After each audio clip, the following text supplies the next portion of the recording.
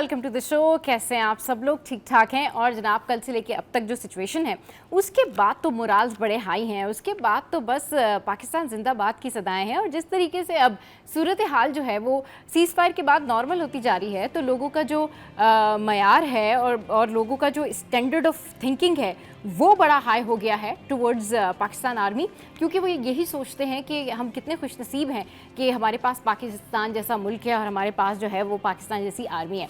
अच्छा जी, तो अब आपको बताते हैं कि नई तस्वीराती हकीकत और जनूबी एशिया की बदलती फ़िज़ा। जनूबी एशिया में हालिया तनाव के बाद अगरचे जंग का ख़तरा वक्ती तौर पर टल गया है, मगर जो मंजर सामने आया वो महज एक आर्जी सुकून नहीं, बल्कि ताकत के तवाज़ुन, नफ्सियाती बर्तरी और तस्वीराती सिमत में एक बड़ी तब्दीली का गमाज़ है। अच्छा जी, आगे बढ़ते और आपको बताएं कि अब दुनिया भर में जो है वो आज इंटरनेशनल डे मनाया जा रहा है। इंटरनेशनल डे जो है वो सेलिब्रेट किया जा रहा है और ये दिन है नर्सों को सलूट करने का, क्योंकि उनकी जो जिस तरीके से वो काम करती हैं, उनकी जो इनफरादी क़ुव्वत है, जिस तरह से वो इनोवेटिव तरीके से मेहनत करके इमरजेंसी की सूरत में काम करती हैं, तो उस हवाले से आज उनको खिराज तहसीन पेश करने का दिन है। और आज के दिन की जो थीम है वो इस तरह की थीम है कि इन हालात में क्या क्या चैलेंजेस हैं नर्सिंग के शोबे से वाबस्ता लोगों को। अच्छा जी, आगे बढ़ते हैं और अभी आपके साथ में ट्रैफिक की कुछ खबर शामिल करते हैं। और वो कुछ इस तरीके से है कि जी दाऊद चौरंगी जो है उसके करीब गुज़िश्ता रात जो है वो ट्रक से गंदम की जो बोरियां हैं वो गिरने से ट्रैफिक जैम हो गया। ट्रक सड़क के बीचों बीच खड़े होने से सुबह सवेरे ट्रैफिक मुतासिर हुआ। फिर उसके बाद जो दाऊद चौरंगी से यूनिस चौरंगी की तरफ जाने वाली ट्रैफिक जो है वो सुस्त रवी का शिकार हो गई। अच्छा, सुस्त रवी से रेंगती गाड़ियों में शहरियों को शदीद मुश्किलात का जो है वो सामना भी करना पड़ा है। अच्छा, अब कुछ शामिल करते हैं हम। एक और ख़बर है जो कि मैं आपके साथ में शेयर करूंगी, लेकिन उससे पहले जो है वो कुछ हम सिटी अपडेट्स जो हैं वो शामिल कर लेते हैं। और सिटी अपडेट्स में जो है वो सबसे पहले मैं आपको बताती हूँ कि जो मटन है वो है 2000 रुपये, अंडे जो हैं वो है 260 रुपये दर्जन। इसके अलावा जो चिकन है उसके प्राइजेज़ हैं 650 रुपये, और जो बीफ है यानी कि उसके प्राइजेस हैं जी 1150। तो ये तो मैंने आपको बताया कि आप किस तरीके से ग्रॉसरी कर सकते हैं और क्या कुछ कर सकते हैं। जो सेल जो लगी हुई है ना वो भी आपने ज़रूर पता करना है और हमने आपको ज़रूर बताना है, क्योंकि अभी जो रीसेंट करंट सिचुएशन है ना उसमें बहुत सारे लोग इस बात का जिक्र कर रहे हैं कि पर अभी भी स्टिल सेल है। और इसमें जो बड़े ब्रांड्स हैं उन्होंने ज़्यादा जो है वो 50% ऑफ करके आपको सेल दी हुई है। अभी राइट नाउ हम आपको बताते हैं कि कौन कौन सी ऐसी जगह हैं जहाँ पर सेल लगी हुई है, लेकिन उससे पहले शामिल कर लेते हैं दालों के रेट। दालों के जो रेट्स हैं वो कुछ इस तरीके से हैं कि माश की दाल जो है उसके होलसेल प्राइस हैं 405, और फिर जो मूंग की दाल है उसके होलसेल प्राइस हैं 310, और फिर जो मसूर की दाल है उसके होलसेल प्राइस हैं 250, और फिर जो दाल चना है उसके होलसेल प्राइस हैं 340, और फिर जो काबली चना है उसके होलसेल प्राइस हैं 310। तो जनाब ये तो थी सिटी अपडेट्स, लेकिन जाने से पहले एक और अहम खबर जो है वो मैं आपके साथ में शामिल करती हूँ, और ये जो है DGISPR के हवाले से है। और DGISPR जो है इस हवाले से कल जो प्रेस कॉन्फ्रेंस की कैटेगोरिकली उनकी जानिब से कहा गया कि हमारी न्यूक्लियर जो कैपेसिटी है उसको हिट करने की जो खबर है वो बिल्कुल गलत है, और ये बहुत ज़्यादा क्लियरेंस दी गई। और इस हवाले से जो बाकायदा प्रेस कॉन्फ्रेंस की गई उसके बाद जो पड़ोसी मुल्क इंडिया है वहाँ पर जो है एक तरह की हैबत तारी हुई है। तो प्रेस कॉन्फ्रेंस के दौरान DGISPR लेफ्टिनेंट जनरल अहमद शरीफ का कहना था कि भारत की जानिब से हमारी न्यूक्लियर कैपेसिटी को हिट करने की जो खबर है वो गलत है। तर्जुमान पाक फौज ने बताया है कि भारत की जानिब से जितने ड्रोन्स आए थे हमने गिरा दिए, और अगर मजीद भी आएंगे तो हम गिराएंगे। तो ये एक अहम प्रेस कॉन्फ्रेंस थी जो उनकी जानिब से जो है वो कल की गई। अब जो सिचुएशन है जैसे जैसे जो अपडेट्स आएंगी वो हम आपके साथ में शेयर करेंगे। तो अब शो में यहाँ वक्त तो एक ब्रेक के बाद जब वापस आएंगे तो करेंगे ढेर सारी बातें। हमारे करस्पॉन्डेंट्स हमारे साथ मौजूद होंगे। इसके अलावा जो है और हमारे जो आज के टॉपिक्स हैं उसमें शजरकारी है, और इसके अलावा अहम दिलचस्प टॉपिक हैं। तो अपने हमारे साथ रहना है, कहीं नहीं जाना। Stay with us, keep watching city at 10।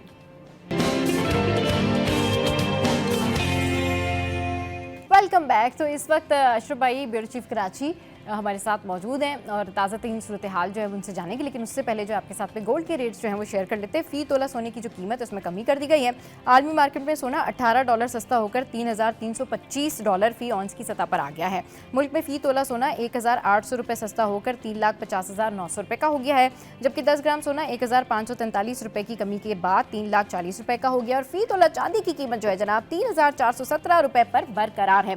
तो जनाब ये सारी सूरत हाल है जो मैंने आपके साथ में शेयर की। मौसम जो है वो कराची का बड़ा ज़बरदस्त हुआ हुआ है। और ये जो कराची का मौसम है इसके बारे में क्या कहिए कि ये इंतहाई ज़बरदस्त हुआ हुआ है। और आज जब मैं आ रही थी ना तो मैं आपको मैं सोच रही थी कि जो मैंने वीडियो बनाई है मैं अभी हो सकता है आपको दिखाऊं, तो वो जो है बड़े ज़बरदस्त ऐसा लग रहा था कि आज ना इस तरह का मौसम चेंज हुआ है जैसे कि मरी वगैरह में जो है वो वेदर की कंडीशन होती है ना। तो आज कराची आइश जो है वो बड़े ज़्यादा खुश होंगे। अच्छा जी, अब बढ़ते हैं हमारे सेगमेंट की जानिब। और जिस तरह से हमारा एक सेशन होता है इसमें अशरफ भाई बड़ा आप बिजी हैं आज और जी अस्सलाम वालेकुम। जी जी जी जी बिजी हैं कि मार्केट आज स्टॉक मार्केट ने रिकॉर्ड मारा है तो उसमें लगे हुए। अरे वाह वाह जी, देखिए सुबह सुबह जो है वो अशरफ भाई ने क्या खबर दी है, स्टॉक मार्केट ने रिकॉर्ड मारा है। क्या रिकॉर्ड है अशरफ भाई? सबा ये देखें, एक तो पहली बात कि पाक फौज की बड़ी कामयाबी हुई है और जंगी मार्च पे पूरी दुनिया को बताया है और भारत को मुंह तोड़ जवाब दिया है। और साथ ही हम मुसलसल देख रहे थे, जो हम मॉर्निंग शो में जो बता रहे थे कि पाकिस्तान की माशी आदोशुमार बहुत ज़बरदस्त आ रहे थे।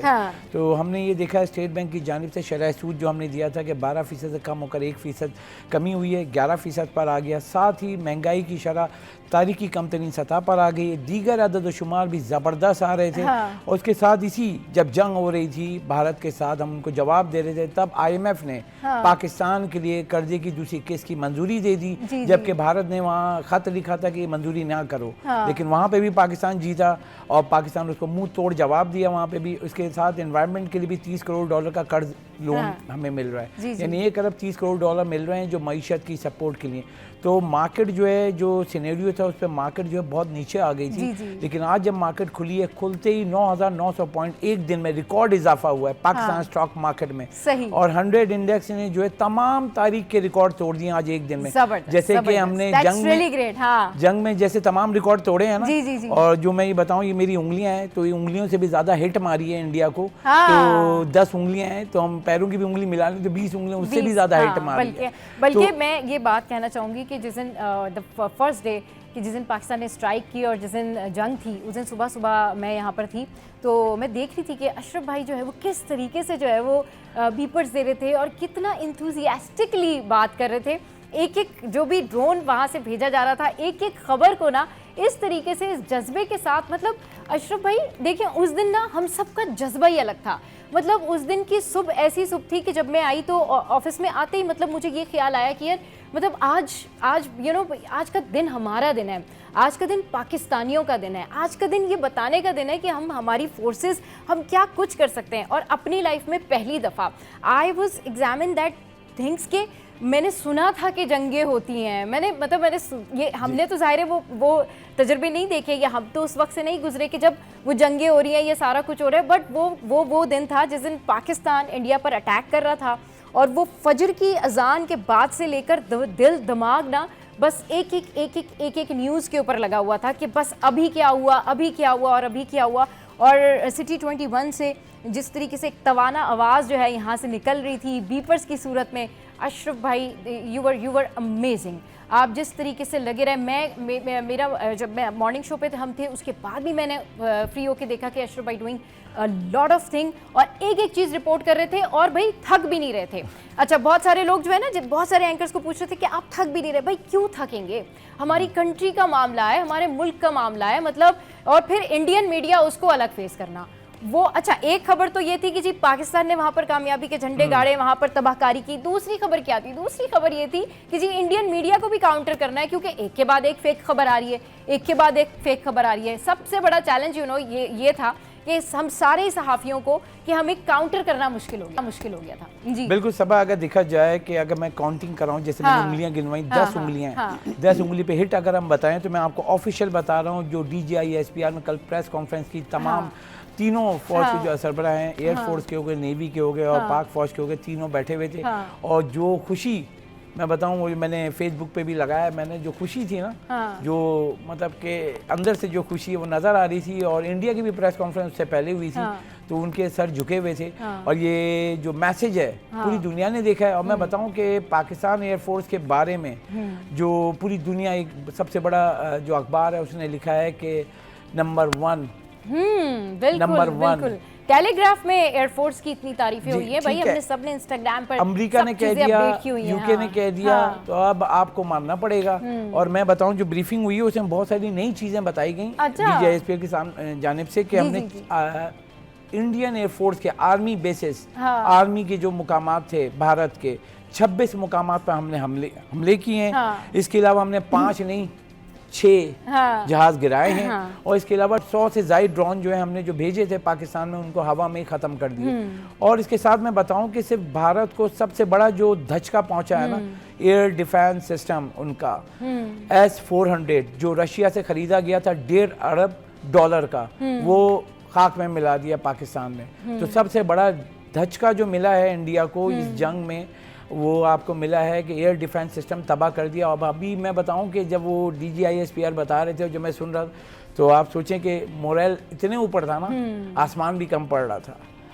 वो जब उन्होंने बताया कि अभी हमने चंद उन्होंने बोले चंद चीज़ें हमने यूज़ की हैं, अभी तो लिस्ट है हमारे पास, अभी हमने जो चीज़ें दिखाई हैं आपको, जो आप घबरा गए हैं कि आपके जहाज़ गिर गए, आपका एयर डिफेंस सिस्टम नाकाम हो गया, आपके एयर बेस नुकसान हो गया, तो अभी हमने बताया यहाँ से बैठ के लैंड टू लैंड हमने मिसाइल मारे और दिल्ली तक आवाज़ आई है। बिल्कुल सही कह रहे हैं। ठीक है। और ये आवाज़ जो आई है, अब उनका मीडिया जो हमारे ऊपर भौंक रहा था, अब वो चुप होकर उन्हीं के ऊपर भौंकना शुरू हो गया। यानी मैं बोलूँ कि मैंने 20 साल लगाए इस जर्नलिस्ट और इस जर्नलिज्म के ये जो एक सेक्टर है इसमें, तो मैं हैरान था कि भारत की जानिब से वो लोग जिस तरीके से बात कर रहे थे कि मैं यहाँ कराची में पैदा हुआ हूँ, कराची में खड़ा हुआ हूँ, हमने दोनों पोर्ट से हमने लाइव दिखा जो इनको तबाह कर दिया था। और वो दिखाया कि पोर्ट एक्टिविटी रोज़ बढ़ गई। 3 दिन में ये जो जंग का समा था उसमें होनी चाहिए थी क्या, पोर्ट एक्टिविटी कम होनी चाहिए थी। हमने 35 जहाज़ की यानी शिप हमारे इन आउट हुए हैं ये 5 दिनों में। कितने? 35। ठीक है। और इसके अलावा आपके container in out, import export के वो भी इन आउट हो रहे थे। आप कहाँ हैं भाई? आप वहाँ बैठ के वॉर जोन अपने स्टूडियो में बनाया हुआ था। अब आप देखें, आपको स्टॉक मार्केट जो दिखा रही है आज 9,900 पॉइंट जो आपको रिकॉर्ड मारा है आपने, तो आप सोचें ये कंपनियों के शेयर्स होते हैं जो कि मुल्क की मईशत पर आप वो फोकस कर रहे होते हैं। और वो नज़र आ रहा है। अब आप ये देखें, मैं उंगलियाँ रख रहा हूँ, भारत को दिखा रहा हूँ कि आप ये देखें मेरी 10 उंगलियाँ हैं, आप हिट करें, आपके तो 6 जहाज ये हो गए, बची 4 उंगलियां, वो आप 26 आपके हिट हुए हैं। 26 आपके एयर स्पॉट मारा गया है। उसके अलावा आपका एयर डिफेंस सिस्टम नाकाम बना है। इसके बाद 100 से ज़्यादा ड्रोन मारे हैं। कितने गिनेंगे आप? गिन गिन के थक जाएंगे आपको। और इसके अलावा जो हमारे पास जो डैमेज है आप गिन के बताएं, आप जहाज बताएं आपने गिराए। हमारे DGISPL ने कैटेगोरिकली कहा है। और एक बताऊं कि जो डिप्टी चीफ हैं एयर वाइस मार्शल, उन्होंने ये बोला कि उनसे सवाल हुआ कि क्या राफेल ऐसा है कि वो फेल हो गया? उन्होंने बहुत जबरदस्त जवाब दिया। उन्होंने कहा देखें, वो एक 4.5 जनरेशन का लेटेस्ट जनरेशन का जहाज है, फाइटर प्लेन है, उसमें कोई कमी नहीं है। बहुत ही लेटेस्ट जनरेशन का जहाज है वो। लेकिन कह रहे हैं जो का पार्ट मजाक से हटकर, लेकिन वो जो उनको चलाने वाले हैं ना, उनको जहाज समझ में नहीं आया, क्योंकि इट विल टेक के आपको ट्रेनिंग लेनी थी, आपको सब कुछ लेना, आपको भेज दिया, उनको समझ में नहीं आया। जो हमारे जहाज तो हैं, लेकिन हमारे जो पायलट्स हैं, देखिए इससे ना हम सबको एक चीज़ तो ये समझ में आनी चाहिए कि आप किसी को भी कोई भी टेक्नोलॉजी दे दें, कुछ भी कर लें, लेकिन अगर उसको उसका इस्तेमाल नहीं आता, ठीक है, तो वो काम नहीं हो सकता। वो चाहे आप राफेल हों, चाहे वो आप कोई दुनिया का कौन सा भी S-400 कर लें, उनकी टेक्नोलॉजी कर लें, but no not at all. मुझे सबसे ज़्यादा प्राउड इस बात पर फील होता है कि हमारी जो पाक एयरफोर्स है, यानी जो पाक फ़िज़ाइया है हमारी, जो एयरफोर्स के जवान हैं, इतना तहम्मुल अशरफ भाई, इतनी काम प्रेस कॉन्फ्रेंस, इतनी जामे, इतनी ज़बरदस्त प्रेस कॉन्फ्रेंस।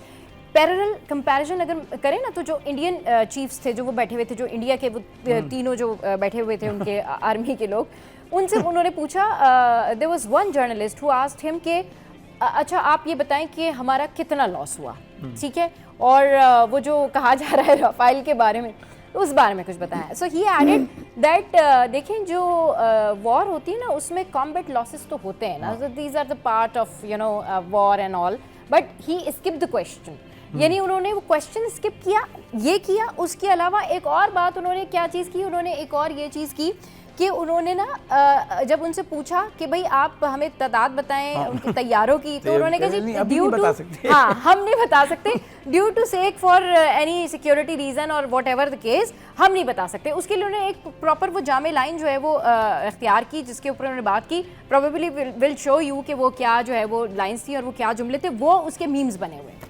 वो अब ये देखे ना, अब हाँ, उन सर्टेन लाइंस के भी मीम्स बने हुए हैं कि वो ये भी नहीं बता सकते कि वो उनका लॉस क्या हुआ। उन्होंने सिंपल इसको आसान अल्फाज में इस बात में लपेट दिया कि जी ठीक है जंगों में तो उसके लिए गिनना पड़ेगा ना, अब कैसे गिनेंगे? 26 स्पॉट हैं, 6 तैयारे हैं, ये मतलब बोल रहा हूँ, मतलब एयर डिफेंस सिस्टम एस 400 है आपका, 100 आपके ड्रोन है, और आप ये गिनेंगे ना तो आपकी सिर्फ भारत को नुकसान नहीं हुआ इस जंग में, जो इसने जारियत की और एक मुल्क की सालमियत को खतरे में डाला।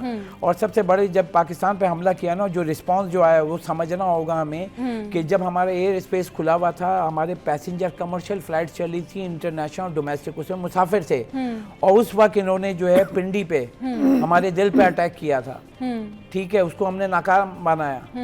और उसके बाद सबसे बड़ा, क्योंकि उसके बाद उसी टाइम 2 मिनट के अंदर हमारी एयरफोर्स हवा में थी और उनको ऐसा जवाब दिया चुन चुन के, वो जिंदगी भर अब जहाज उड़ाते हुए ना 1,112 दफा सोचेंगे कि हैंडल पकड़े नहीं पकड़े। सही। और अच्छा, और वो सीज फायर के हवाले से भी इतनी सारी उन्होंने जो है वो मैनिपुलेशन की, उस हवाले से भी हम बात कर चुके। चलिए जी, मिराज भाई जो है वो भी हमारे साथ मौजूद है। और मिराज भाई, आप मुस्कुरा भी रहे हैं और कई सारी बातें भी जो होंगी जो आप शेयर करना चाहेंगे जी, क्या आपकी फीलिंग्स रही ओवरऑल यस्टरडे और day before yesterday, what you were thinking about कि भाई हम जिस मुल्क में रहते हैं हमें फ़ख्र है। बिल्कुल, देखिए फ़ख्र तो है, मुस्कुराहट की वजह यह है कि कामयाबी सही। गुज़िश्ता जो 3-4 रोज़ गुजरे, जाहिर सी बात है वो रिपोर्टिंग में भी गुजरे, लेकिन देखिए टेंशन तो होती है ना, जंगी माहौल जब हो जाता है। हमारे ऑफिस में भी इमरजेंसी नाफिस थी। बिल्कुल, मैं यही तो बता रही हूँ। अच्छा, हमारे ऑफिस में भी इमरजेंसी नाफिस थी। सुबह आई केम टू ऑफिस, तो मैंने देखा हर बंदा जो है वो स्ट्रेस में ना, हर बंदे को बस ये है कि काम काम काम, क्या खबर आ रही, क्या खबर आ रही है। अच्छा, महराज भाई जा रहे थे, महराज भाई अपने, यानी हर बंदा एक दूसरे से बिल्कुल ऐसे बेगाना हुआ था कि इस वक्त no don't talk, we have to work, you know. So ये सारा कुछ था। और जिस तरीके से वो दिन था ना, वो सुबह जो थी उसकी जो फीलिंग्स थी मेरे लिए, तो वो बहुत ज़्यादा टची फीलिंग्स इसलिए थी कि दिल दुआ भी कर रहा था। मैं जब गाड़ी में बैठी हुई थी तब भी मैं ये दुआएं मांग रही थी कि बस हमारा जो है मिसाइल गया, फतह 1 गया है, मतलब अल्लाह ताला कामयाब करे। और सबसे ज़्यादा दुआ मैं ये मांग रही थी कि जो हमारे जवान हैं, एयरफोर्स के जो हमारे पायलट हैं, अल्लाह ताला उनको साथ खैरियत के वापस लेकर आए। और अल्हम्दुलिल्लाह जिस तरीके से वो कामयाबी के साथ गए हैं और कामयाबी के साथ वापस आए हैं, unbelievable, and I am happy about it कि 4 से 5 घंटों में ही सीज फायर करवाना पड़ गया, 4 से 5 घंटों में। और मैं एक और चीज़ भी आपके साथ में शेयर करूंगी, बल्कि मेरी टीम दिल शो यू प्रॉबेबली वो जो इनके इंडियन मिनिस्टर थे जो कि आए थे, जिन्होंने बताया था कि जी पाकिस्तान से जो है इस तरह से कॉल आई, जो उन्होंने मैनिपुलेट करके वो स्टेटमेंट दी थी ना, उसके बाद इंडियंस ने उनको इतना ट्रोल किया इंडियंस ने कि वो उनको अपना जो एक्स का अकाउंट था वो बंद करना पड़ गया अपने ही मुल्क के लोगों की वजह से। तो आप ये देखें कि this is such big achievement of Pakistan. देखिए वो लोग जो है ना ये समझ रहे थे कि तो बहुत आसान हदफ होगा पाकिस्तान, क्योंकि हमारे माशी हालात से थोड़ा सा दगरगू रहते हैं, तो वो यही समझते रहे कि भाई ये बड़ी आसानी से हम जो है इनको क्या कहते हैं तरने वाला समझ रहे थे। लेकिन जब 2 से 3 दिन इस पूरी सूरत में गुजरे ना, तो उनको इस चीज़ का बड़ा भरपूर अंदाजा हुआ कि हमने बहुत ही गलत जगह पर पंगा ले लिया। ठीक है ना, देखा ये लफ्ज़ तो अच्छा नहीं है पंगा है ना, लेकिन वाकई उन्होंने ये सोचा होगा। और उसके बाद जो फाइनली जो सुबह सवेरे जो एक बड़ा टारगेट अचीव किया हम लोगों ने, और किस तरह से हमारे जो एयरफोर्स है उसके जवान निकले और किस तरह वहाँ बरस कर गोलाबारी करके सब कुछ करके तबाह बर्बाद करके वापस आए। तो उसके बाद समझ लें कि उनको जो पहले थोड़ा बहुत खौफ था, खौफज़दा थे वो हमसे, क्यों जिस तरह से वो ड्रोन्स भेज रहे थे, शहरी आबादियों में भेज रहे थे, शहरों में भेज रहे थे, और उनको जो हमने हर जगह पर मार गिराया, तो उससे भी उनको ये अंदाज़ा तो हो गया था कि ये लोग अलर्ट तो हैं, लेकिन उनको इतना अंदाज़ा नहीं था कि इतना भरपूर और मुंह तोड़ जवाब दिया जाएगा कि घर में घुसकर मारेंगे। भाई बात ये सही है ना, घर में घुसकर ही मार कर आए उनको, ठीक है। उसके बाद उनकी अकल ठिकाने आई और फिर सब कुछ एक दिन में सही हो गया। हालांकि जिस काम के लिए 3 दिन से कोशिशें हो रही थी, भाई सारे ममालिक लगे हुए थे ना कि ये झगड़ा, ये फसाद खत्म हो और थोड़ा सा अमन की फजा जो है वो बहाल हो जाए। तो देखिए हम तो पहले भी पुरअमन थे, आज भी हम पुरअमन हैं, हम तो लड़ना नहीं चाहते, ठीक है। लेकिन अगर कोई हमारे घर में दाखिल होगा, हमें ललकारेगा, तो भाई देखिए उसका जवाब तो सिंपल ऐसा ही होगा जैसा कि हमने दिया। ठीक है, अब आपका भारतीय मीडिया उसको ये कहे कि जवाब जो दिया तो दिया, लेकिन जो उनके जो मिनिस्टर थे उनके साथ जो हुआ वो उनकी अपनी आवाम ने किया, तो उनके अपने मुल्क में ही ये बात हो गई ना, मतलब क्लियर हो गई कि जी आप भाग गए, आप डर गए, आप रोने लग गए वहाँ पर लिटरली कि भाई ठीक है बस कुछ मीडिएशन कर लें।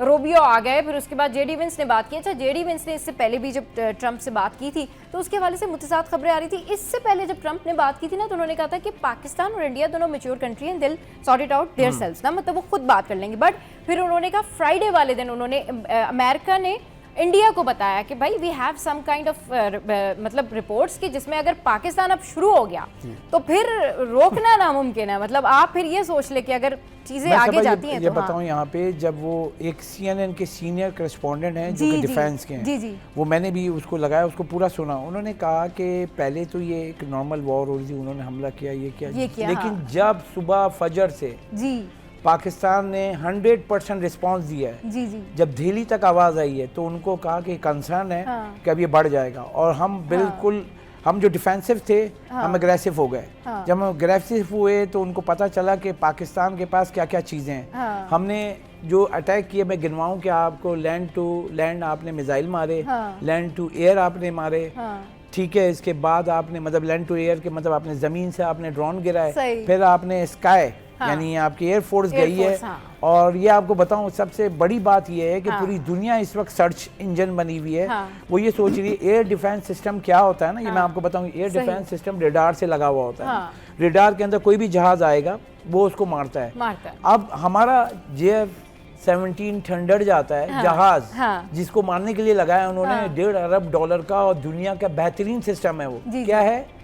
बेहतरीन सिस्टम है, टॉप ऑफ लाइन में उसका नाम आता है। इसमें हमारा JF-17 थंडर जाता है, उसको हिट करता है और अल्लाह अकबर का नारा लगाकर वापस भी आता है और वो ख़त्म कर देता है। क्या है वो? एयर डिफेंस सिस्टम कि आप एयर स्ट्राइक होगा उसके बाद। अब आप सोचें, अब उसमें ये बताया कि हमने अभी चंद चीज़ें यूज़ की जो आपका दिफाई सिस्टम नाकारा हो गया, चंद। अब उन्होंने DGISPR ने कहा अभी हमारी लिस्ट बाकी है, अभी ठहरो, रुको। तो वो जो मैसेज दिया है ना, तो ये जो दिल है ना, और ये जहाँ पहुंचा हुआ है, मतलब हम नहीं बता सकते। और इस वक्त जो अगर आप देखें दोनों का मवाजना करें कि भारत की जो पूरी टीम प्रेस कॉन्फ्रेंस करी हमारी, तो हमारे हंस हंस के जवाब दे रहे थे, उनके जवाब भी नहीं आ रहे थे और सिर्फ रोने वाले थे वो। और जिंदगी भर अब रोएंगे, क्योंकि अब इंडिया हो या उसको सपोर्टर मुल्क हैं, उनको भी देख लिया कि भारतीयों की कितनी ताकत है ना। उनके मतलब के पूरे मीम जो बन रहे पूरे सोशल मीडिया पे कि इनके जो माशाल्लाह से फाइटर्स हैं, जो पायलट्स हैं, उनको भी थोड़ा सा सिखाओ।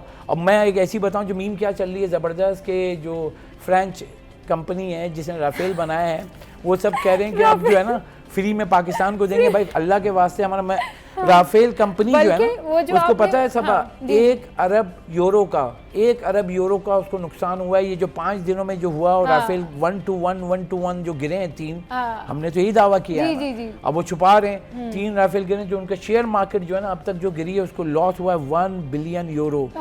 इस वक्त पाकिस्तानी रुपए में यूरो जो है 350 रुपए का है, तो उसको 350 अरब रुपए का नुकसान हुआ है पाकिस्तानी रुपए में, सिर्फ ये 5 दिनों में जो राफेल गिरा है। सही। अब वो अगर कंटिन्यू करता है, यानी अपने राफेल को उड़ाना चाहता है, तो मुझे यही लग रहा है कि वो फ्री में पाकिस्तान को देगा और हाथ जोड़ेगा, भाई आप उड़ाओ और दुनिया को बताओ राफेल 4.5 जनरेशन का जहाज़ है, ये कोई छोटा नहीं है। सही। चले जी, जिस तरीके से अशरफ भाई हमें बता रहे हैं ओवरऑल सिचुएशन और जो कुछ भी होता रहा उसके ऊपर बस यही है कि दिल सर जो है ना वो फ़ख्र से बुलंद हो जाता है। अच्छा जी, आगे बढ़ते हैं, कुछ मज़ीद जो है वो अपडेट्स आपके साथ में शेयर करते हैं। और ये कुछ अपडेट्स जो हैं वो किस तरह से हैं, ये अपडेट्स इस तरह से कि जी मुल्क के मुख्तलिफ इलाकों में ज़लज़ले के जो झटके हैं वो महसूस हुए हैं। वफाकी दारुल हुकूमत समेत मुल्क के मुख्तलिफ इलाकों में ज़लज़ले के झटके महसूस किए। अच्छा जनाब, यहाँ पर बताया जा रहा है कि ज़लज़ला पैमा मरकज़ से जारी बयान में कहा गया है कि मुल्क के मुख्तलिफ इलाकों में ज़लज़ले के झटके महसूस किए गए हैं। ताहम ज़लज़ले का मरकज़ जो है अफगानिस्तान में हिंदू कश का इलाका है। ज़लज़ला पैमा मरकज़ ने मजीद बताया कि ज़लज़ले के मरकज़ की गहराई ज़ेरे ज़मीन 200 किलोमीटर थी। अच्छा जनाब, ये भी है, ये भी एड ऑन मैं कर लेती हूँ कि ज़लज़ले से जो है वो किसी किस्म का जानी या माली जो नुकसान है वो कोई रिपोर्ट नहीं हुआ। अच्छा, अभी जिस तरीके से मैं बात कर रही थी मौसम के हवाले से, तो भाई मौसम बड़ा ज़बरदस्त हुआ है। और अभी आपको बताते हैं कि मुल्क के कौन कौन से ऐसे इलाके हैं कि वहाँ पर जो है वो बारिश का इम्कान है या बारिश हो सकती है, तो बारिश मुतवक्की है। तो भाई ये खबर कुछ इस तरीके से है कि मुल्क के बेशतर इलाकों में आज मौसम गर्म और खुश्क रहने का इम्कान है। तहम रात के औकात में गिलगित बल्तिस्तान, कश्मीर, बालाई और वस्ती पंजाब और बालाई खैबर पख्तूनख्वा में मतला जुज़वी तौर पर अबर आलूद रहने के अलावा चंद मुकामात पर तेज़ हवाओं और गरज चमक के साथ जो है वो बारिश मुतवक्की है। तो जनाब ये तो रही मौसम के हवाले से खबर।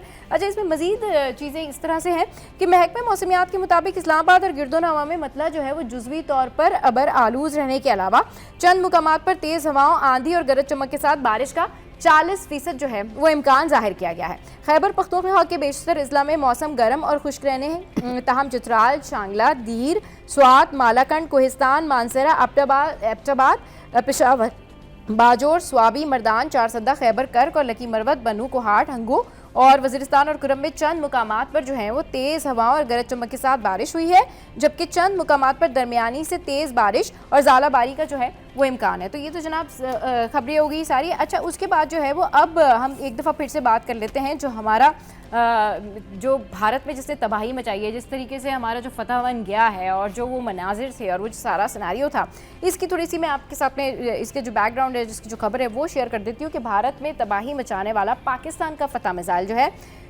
फतह मिसाइल ने भारत में तबाही मचा दी। इस तबाही में मुतादिद अड्डे, मिसाइल सिस्टम्स जिनमें ब्रह्मोस सुपरसोनिक के ज़ख़ीरे भी शामिल हैं। अच्छा जी, ये जो फतह मिसाइल सिस्टम है 100, 120 और 400 किलोमीटर तक फतह अव्वल और फतह दो की सूरत पाकिस्तान आर्मी के पास मौजूद है। अच्छा, जिस तरीके से ये बात कर रहे हैं ना अशरफ भाई, तो उसमें अब अगर मैं ये तो चले हमारा फतह वन था, हमारा जो नसर है ना, that is unbelievable, nobody can touch that, वो टैक्टिकल, वो उस तरह से उन्होंने बनाया हुआ था कि उसकी जो स्ट्रैटेजी, उसकी प्लानिंग यही थी कि वो पूरी दुनिया हैरान थी कि भाई ये इस तरह के जो मिसाइल्स हैं ये इन्होंने जो है वो किस तरीके से बनाए। चलिए जी, यहाँ पर वक्त हुआ है इंस्टेंट ब्रेक का, और ब्रेक के बाद जब वापस आएंगे तो फिर बात करेंगे कि पाकिस्तान जो है वो क्या कुछ कर सकता है और पाकिस्तान के पास कितनी क़ुव्वत है और पाकिस्तान के अवाम जो हैं वो इन 3 से 4 दिनों में किस जगह से किस जगह पर आ गए कि आज उनको वाकई में, मतलब जिसको शायद ये आइडिया भी नहीं होगा ना, उसको ये आइडिया आ गया कि जी हम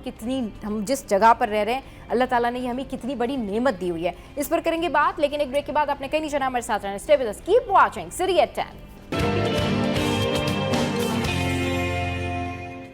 वेलकम बैक। तो जनाब मौसम है बड़ा सुहाना और दिलों के मौसम भी बड़े ज़बरदस्त हैं, और यकीन करें कि ऐसा लग रहा है कि इतनी ज़्यादा थकन थी 3 से 4 दिन तक, लिटरली हर एक खबर को हम लोग देख रहे थे, लेकिन उसके बावजूद आज जितनी खुशी है ना, तो इस खुशी पे जो है ना, मतलब सारी थकन एक तरफ है और हर कोई एक दूसरे से यही सोच रहा था। हम लोग ज़ाहिर सारे जितने भी एंकर पर्सन्स होते हैं एक दूसरे के साथ ग्रुप्स में होते हैं और बहुत ज़्यादा इंटैक्ट होते हैं, तो हर कोई ये कहता है अच्छा चलो तुम 2 घंटे सो आओ, अच्छा ठीक है कोई अपडेट होगी तो we will update you, okay अच्छा चलो तुम 2 घंटे सो आओ। तो बस ये इस तरीके से जो है ना वो सारी चीज़ें चल रही थी। अच्छा भाई, अपार्ट फ्रॉम दैट चलें जी, अब हो गया सीज़ फायर, सारा कुछ हो गया। अभी जो वहाँ पर जो कहना चाहिए ना क्राइम, पहले तो वहाँ पर वॉर सिचुएशन है, वहाँ क्राइम सिचुएशन है। मतलब मिनिस्टर ने जो है वो अपना हैक्स अकाउंट बंद कर दिया, उसके बाद जो है वो मुतादिद ऐसे उनके जो अंदर जो पॉलिटिशियंस हैं वो मोदी सरकार का जो है वो मजाक उड़ा रहे, कुछ कह रहे हैं मोदी गायब हो गए। प्रॉपर बाज़ाब्ता तौर पर जो है ना एक स्टांस आना चाहिए था, वो नहीं आया। उनकी जो आर्मी के पर्सन्स थे उन्होंने जो प्रेस कॉन्फ्रेंस की वो भी कोई इतनी खास नहीं, जिसमें उन्होंने तो कुछ बताया नहीं। उन्होंने कहा जी जंग में तो नुकसान होते थे, तो कॉम्बैट लॉसेस तो होते हैं, तो इस तरह की उनकी प्रेस कॉन्फ्रेंस ली। लेकिन कुछ वॉइसेस वहाँ पर इतनी स्ट्रांगली पाकिस्तान के ख़िलाफ़ स्टिल जो है वो बयानियाँ बना रही हैं कि आप इमेजिन नहीं करेंगे कि उनको अभी भी सुकून नहीं आ रहा। वो अभी भी अपनी गवर्नमेंट से कह रहे हैं भाई क्यों रोकी तुमने जंग, क्यों तुमने वो किया सीज़ फायर। नहीं, अब वो देखे ना कि उनका भी मुल्क है और ऐसा मुल्क है कि वो अपने मीडिया के थ्रू जो है, उन्होंने मीडिया थ्रू भी जंग कर रहे थे ना, मीडिया से फेक खबरें चला रहे थे, तो CNN, BBC, स्काई न्यूज़, इन सब ने उनको शट अप कॉल दी, कह रहे हैं कि पाकिस्तान में कराची शहर जो है, Karachi city intact, port is going on, you shut up. जब ये शट अप कॉल आई है उसके बाद जो है, यानी कि उन्होंने जब मारा ना फजर से, जी। और वो जो फजर से जोहर हुआ है, फिर अमेरिका आ गया, वो आ गया, उसके बाद जो CNN का करेस्पॉन्डेंट का बता रहा है, उसने बोला कि ना जब इतना ज़बरदस्त रिस्पॉन्स आया तब इंडिया ने बोला कि अब प्लीज़ सर होल्ड ऑन, बिल्कुल। और वो ये मैं नहीं कह रहा हूँ, उसने कहा कि भाई सर प्लीज़ बचा लें, हमने गलती कर दी है। पहल आपने की थी पाक फौज का क्या मैसेज था, आर्मी चीफ का क्या मैसेज था, पहल आपने की है, ख़त्म कब करना है ये अब हमारा फैसला है। सही। तो उनको रोज़ हमने बोला गया हमें कि भाई बस आपने बहुत नुकसान पहुंचा दिया, बस ठीक है, हमने तो रेडी थे। अब हम फ्रंट पे आपको बताऊं, जब ये हतफ का और ये बाकी जो लैंड टू लैंड मिसाइल मारे हैं, एक वीडियो आई कसम से, वो देख के ना मैं सर पकड़ के बैठ गया। मैं भी वो खड़ा हुआ था, मतलब land to land missile and missile launcher था, पब्लिक गांव वाले उसके पास बैठे हुए हैं, उसको देख रहे हैं लॉन्च हो रहा है, मतलब जंग का समय। अरे ये तो आप ये बिल्कुल, इससे पहले भी जो भी परसों भी अशरफ भाई कल भी बता रहे थे कि किस तरीके से लोग ड्रोन्स का जो है वो सोच रहे बैठ के कि अभी इसका करना क्या आ गया है। मैंने खुद कल yesterday I saw one video, वो इंस्टाग्राम की वीडियो थी, उसमें एक महराज भाई 3 बच्चे ऐसे छत के ऊपर खड़े हुए, तो जो ऐसे आ रहे ऐसे जा रहे, ठीक है। तो वो बंदा पढ़ा क्या रहा है, वो कह रहा है कि देखें आपको पढ़ाने के लिए $1 बिलियन खर्च किए जा रहे हैं, आपको ये बताया जा रहा है कि जो $1 बिलियन के मिसाइल हैं वो ऐसे आते और ऐसे जाते, पहले रोशनी आती है फिर उसकी आवाज़ आती है, कहते देखिए मैं आपको $1 बिलियन का प्रैक्टिकल करा रहा हूँ। नीचे लोगों ने लिखा हुआ है पाकिस्तानी क्या कौम है ये, वो ऊपर उसको उनको बच्चों को लेके गया है और ऊपर फिजिक्स समझा रहे हैं भाई। देखें मतलब literally you know that's unbelievable कि उनकी आंखों के सामने जा रहे फायर और वो कह रहे कि आए चले जरा इसको मैं आपको फिजिक्स की रोशनी में समझाता हूँ बच्चों कि ये क्या होता है। इससे अच्छा प्रैक्टिकल नहीं मिलेगा आपको करने का। अच्छा, ये बड़ा मैसेज है इंडिया के लिए कि वो इस कौम को ललकार रहा है जो मतलब है कि उसको एंजॉय कर रही है। जंग की सिचुएशन को एंजॉय किया गया है पाकिस्तान में, ठीक है, कोई खौफ नहीं था यहाँ पर। अगर आप गौर करें, बच्चे अपनी जगह पे, नौजवान अपनी जगह पे, बुजुर्ग अपनी जगह, हर बंदा एंजॉय कर रहा था इसको। यहाँ तक कि यहाँ जो कराची में ड्रोन गिरे हमने देखा ना, एक बच्चा, वो आपको लास्ट टाइम मैंने आपको बताया था, उसके हाथ मोटर लग गई, वो मोटर लेके भाग रहा है, एक कोई पर लेके भाग रहा है उसका ड्रोन का। कुछ हुआ था अशरफ भाई, कोई ड्रोन भी लेके मोटरसाइकिल पे कोई ड्रोन भी लेके भाग गया। सिंध में हुआ था तो वो बैठ के उसको जो तजिया कर रहा है, साइंटिस्ट बन गया ना कि कैसे बनता है, मतलब अब आप उसको भेज रहे हो, पब्लिक भागे, ये फट जाएगा, क्या हो जाएगा, उल्टा उसको पकड़ पकड़ के सब टुकड़े टुकड़े लेके जा रहे हैं। अब उनको चलो हमारा कुछ तो बन जाएगा, हालांकि हमें उसकी इंक्वायरी करनी है क्या था। मगर ये बताऊं, यहाँ पे वो ड्रोन, अभी तो हम हंस रहे हैं, लेकिन ख़तरनाक चीज़ ये थी कि जो 100 ड्रोन भेजे तो इसमें 50% जो बताया जा रहा है कि वो कैरियर थे, यानी बम थे, और जहाँ गिरते वो ये कहलाते खुदकश। खुद के जो एरिया है वहाँ जाके वो ड्रॉप होते हैं, क्योंकि ये जाके जहाज़ की तरह नहीं लड़, ये यूँ उतरते हैं, जहाँ आएगा इनको जो स्पॉट दिया हुआ होता है। और दूसरी बात, जब हमारी सीज़ फायर का बोलूँ तो सीज़ फायर का ये कैटेगोरिकली क्लियर कर रहा हूँ कि सीज़ फायर के बाद भी जो लोगों ने दिए हैं सोशल मीडिया पे, और इंडिया ने भी बोला कि वो सीज़ फायर की खिलाफ वर्जी हो रही है, वो आ रहे हैं। ड्रोन जब चलते हैं ना तो जहाज़ की स्पीड से नहीं आते हैं, वो चलते हैं और सैटेलाइट से उसकी कम्युनिकेशन होती है, उसको जो 1 वे कम्युनिकेशन होती है, जाएगा वापस नहीं आता। उनको पता है ड्रोन जा रहे हैं, हमें इसको अटैक करने भेजना है, तो रिटर्न की कॉल नहीं होती है। जब उन्होंने भेजा तो हमारी जब सीज़ फायर हुआ है वो हवा में फ्लाई हो चुके थे, उसको ऑर्डर कर दिया गया था कि आपको इधर जाके गिरना है। तो वो जब आए थे, सीज़ फायर के बाद भी ड्रोन आए थे, ठीक है, उसको हमारे एयर डिफेंस सिस्टम, जो हम लोग इस वक्त इतने आराम से बैठे हुए हैं ना, तो पाक फौज 24 घंटे जाग रही थी, सारा सिस्टम ऑन था, हमारे तमाम दिफाई सिस्टम ऐसी एक्यूरेसी के साथ काम किया है कि वो हमने ड्रोन जो है हमने गिरते हुए मलिया मेट होते हुए देखा। अल्लाह का शुक्र है कहीं उसने अटैक नहीं किया, अल्लाह का बहुत बड़ा शुक्र है, क्योंकि ये मुल्क बना है ला इलाहा इल्लल्लाह मोहम्मद रसूलुल्लाह, और वो जो सपोर्ट है अल्लाह ताला की, और उसके साथ हमारे जो जज्बा है, उस जज्बे के सामने कोई चीज़ भी नहीं टिक सकती है। अब आप देखें कि दुनिया का तरक्की याफ्ता मुल्क अमेरिका, यूके, फ्रांस, ये सारे मुल्क मान रहे हैं कि पाकिस्तान एयरफोर्स, पाक फौज नंबर 1 फौज, ये खुद बोल रहे हैं, क्योंकि जिस कॉम्पैक्ट में हम गए थे हमने पहल नहीं की थी, भारत ने पहल की थी, और भारत ये समझ रहा था कि हम रीजन में सबसे पावरफुल हैं।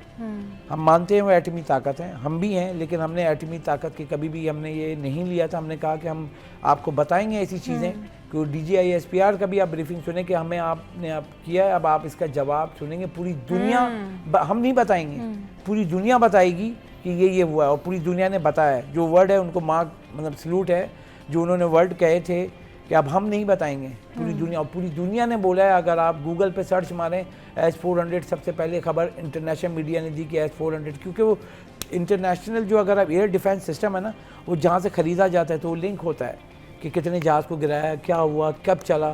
तो जब उसकी एक रिसर्च रिपोर्ट आई तो उसमें वो बताया कि सबसे पहले हिट किया है पाकिस्तान, और ये एक मतलब तारीख साज लम्हा है ये कि एक एयर फाइटर जहाज जाता है जिसको गिराने के लिए एयर डिफेंस सिस्टम बना है, रेडार में जहाज को आते ही गिरा देगा, उसको हमने मार दिया। मतलब इसके अलावा तो दी एंड है ये ना, ये दी एंड है। आपने इंडिया के एयर डिफेंस सिस्टम को मलियामेट कर दिया तो दी एंड। अब इंडिया सोचे बाकी एयर डिफेंस सिस्टम जो लगाए हुए उनको कैसे बचाएं, या तो शीट वीट लगाएं, उसको बचाएं, और जो इंडियन सारे हैं ना वो वहाँ पे खड़ा कर दें उनको कि बचाएं उसको ना। लेकिन भी इंशाल्लाह जब भी ऐसे, और अभी तो एक मारा है ना, अगर आप दोबारा किया दखल अंदाजी और हमारे मुल्क का ख़तरा हुआ तो पूरी कौम 24 करोड़ की आवाम छोटी नहीं होती है, पूरी 24 करोड़ के, इसमें तमाम मज़हब के लोग हैं, तमाम मज़हब के लोग सब यही बोल रहे थे कि भारत ने गलत किया है क्योंकि आपने हमारे बच्चे, आपने औरतें, घर वालों इनको शहीद किया था। आप एक एक रॉकेट जब फायर हुआ है उस पर लिखा हुआ था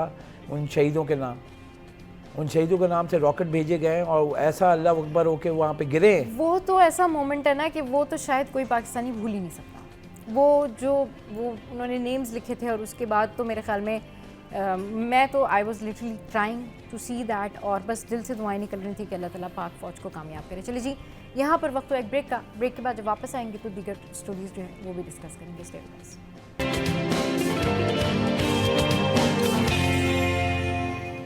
वेलकम बैक। तो जनाब जो कुछ हुआ उसके ऊपर अवामी जो रद्द-ए-अमल है उसकी बात करते हैं। अवाम का रिएक्शन कैसा रहा, अवाम क्या कह रहे थे और क्या शेयर किया। महराज भाई, आप ज़ाहिर है रिपोर्टिंग करते हैं और जब आप जाते हैं बाहर तो आपको बहुत सारे लोग मिले होंगे, आपकी बात हुई होगी उनसे, व्हाट वाज रिएक्शन? देखिए जी, हम जाहिर सी बात है शहर भर में निकले तो हर तरह के लोगों से मुलाकात हुई। अच्छा, बड़ा जोश व जज्बा था उनमें ना। हाँ। मैं आपको पहले से बता रहा हूँ ना, हम लोग डरे हुए तो नहीं थे, बिल्कुल भी नहीं थे। हाँ। हमारे यहाँ अगर किसी भी लेवल पे आप लोगों को देख लें, मजदूर हो, कारोबारी हो, हाँ, या जॉब करने वाला हो, वो हर कोई जो है अपने हिसाब से इस पूरी जो सिनेरियो है इसको एंजॉय कर रहा था। हाँ। ठीक है, और उसके दिल में एक ही बात थी कि हम तो मार देंगे, हम तो जीत जाएंगे। हाँ। मतलब वो कहीं ये सोच ही नहीं रहा था ना कि हाँ, कहीं उसके नेगेटिव कोई पहलू निकाल रहा हो कि यार बाद में क्या हो जाएगा, ये हो जाएगा। हाँ। मतलब हमारे यहाँ जज्बे का मामला था सारा। सही, हमारे यहाँ सबके अंदर जज्बा था। हम खुद भी ऑफिस में वर्क कर रहे थे, लेकिन हमारे दिल में ये जरूर था कि यार इंशाल्लाह जो भी होगा अच्छा ही होगा। हाँ, सही है, खौफजदा हम कहीं से भी नहीं थे। हालांकि अगर वाकई नहीं था, बात ये की जाए कहीं पर भी नहीं था, क्योंकि अगर आप टेक्नोलॉजी की बात करें और मईशत वगैरह की बात करें तो चले वैसे तो ऐसा लगता है कि जैसे वो मुल्क जो है वो हमसे कुछ ऊपर है, ठीक है ना। लेकिन जहाँ पर आप जंग की बात करते हैं, लड़ाई की बात करेंगे, तो लड़ाई में तो हम तो किसी से पीछे आए नहीं, माशाल्लाह से मुल्क में ही देख लें आप हम आपस में कितना लड़ते रहते हैं। लेकिन एक बात बड़ी अच्छी हुई कि हम भले कितने भी मामलात में लिसानियत हो या फ़िरक़ावारियत हो, फंसे रहते हैं, उलझते रहते हैं, फिर एक हो जाते हैं, लेकिन जब पाकिस्तान की बात आती है, वतन अजीज़ की बात आती है ना, फिर हम बोलते हैं भाई छोड़ो, सब ख़त्म हुआ जो था। अभी तो मामला ये कि सामने दुश्मन कौन है और हमने क्या करना है, ठीक है ना। तो आपने अभी इस सिनेरियो में ये भी देखा होगा कि बहुत सारे लोग, बहुत सारी सियासी जमातें भी देखी होंगी, हाँ, जो सारा साल या कई सालों से एक दूसरे के खिलाफ ही हमेशा बोलते रहते हैं। बहुत सारे लोगों को देखा होगा, लेकिन इस वक्त सब एक पेज पे थे, ठीक है ना। एक पेज पे थे तो इसका मतलब है कि हम एक हैं। अगर दुश्मन हमें ललकारेगा तो फिर हम एक हैं। वो ऑब्वियसली ये तो ये अच्छा, ये जज्बा हुब्बुल वतनी जो है ना, ये अमेजिंग है और वाकई इस पर मुझे बड़ा फ़ख्र जो है ना वो महसूस होता है। एक तो इस बात पर कि अल्हम्दुलिल्लाह कि हम मुसलमान हैं, ठीक है ना, क्योंकि आपने सुना होगा कि जो DJ ISPR की जो प्रेस कॉन्फ्रेंस थी जिसमें उन्होंने इस बात का बाकायदा, एक जब सहाफ़ी ने सवाल किया, correspondent was asking to him कि आप ये बताएं कि फ़र्क क्या है, तो उन्होंने कहा भाई सबसे बड़ा फ़र्क तो ये है कि हमारे अंदर जज्बा है, ठीक है, और हमें हम अल्लाह के आगे झुकने वाले लोग, ठीक है ना। तो ये जो बात थी ना, ये मेरे ख्याल में ये वो बात थी कि ये सारी बात का खुलासा थी। मतलब ये हर उस चीज़ का कंक्लूजन था कि अल्हम्दुलिल्लाह जो अल्लाह ताला ने वाकई मुसलमानों के ऊपर ख़ास रहम किया है, करम किया है, उसमें सबसे बड़ी एक चीज़ जो है ना वो बहादुरी भी है, जज्बा ईमानी भी है। सबा, हाँ, जैसे ये जो आप बोल रही हैं ना, इसका एक मिसाल है जो मैंने फिर बोला है कि सबसे बड़ा नुकसान है एयर डिफेंस सिस्टम। आप सोचें जो JF-17 थंडर का पायलट गया है ना, जेट फाइटर, उसको पता था कि जो वो ख़तरा लेने जा रहा है तो नामुमकिन है। ये बता रहा हूँ मैं, नामुमकिन। आप गूगल पे सर्च करें, पूरी दुनिया गूगल पे सर्च कर ले, आप एयर डिफेंस सिस्टम को मारने जा रहे हो प्लेन से, जेट फाइटर से, इट्स नॉट पॉसिबल। 99% है, सिर्फ 1% चांस है कि यू कैन विन। 99% चांस है, और उसको पता था कि मैं जाऊंगा, मैं वापस नहीं आऊंगा, लेकिन वो गया और अल्लाह ताला ने सुरखरू किया ना कि उसका रिकॉर्ड उनको तरक्की भी मिल गई है माशाल्लाह से, और ये रिकॉर्ड है, तारीख में लिखा जाएगा। और एयरफोर्स और पाक फौज जिस नंबर पे पहुंच गई है ना पूरी दुनिया में, क्योंकि अब वो दुनिया, अब आपको बताऊं मैं, अब वो सब सीखने आएंगे यहाँ, ट्रेनिंग लेंगे। हाँ बिल्कुल, ठीक है, इंशाल्लाह वो तो पहले ही उससे भी डॉलर हम कमाएंगे। हाँ, पहले ही वो तो तारीफें हो रही है जी कि जो हमारा J-10 है उसकी तारीफें हो रही हैं, और जो राफेल है उसके बारे में तो बड़े जो है ना वो मीम्स भी हैं, और बड़ी सारी चीज़ें हमने आपके साथ में शेयर भी की हैं। बहुत शुक्रिया अशरफ भाई, बहुत शुक्रिया महराज भाई। शो में या वक्त एक ब्रेक आपने कहीं नहीं जाना, वापस आ रहे बस थोड़ी सी देर में, हेडलाइंस ब्रेक है, स्टे विद अस।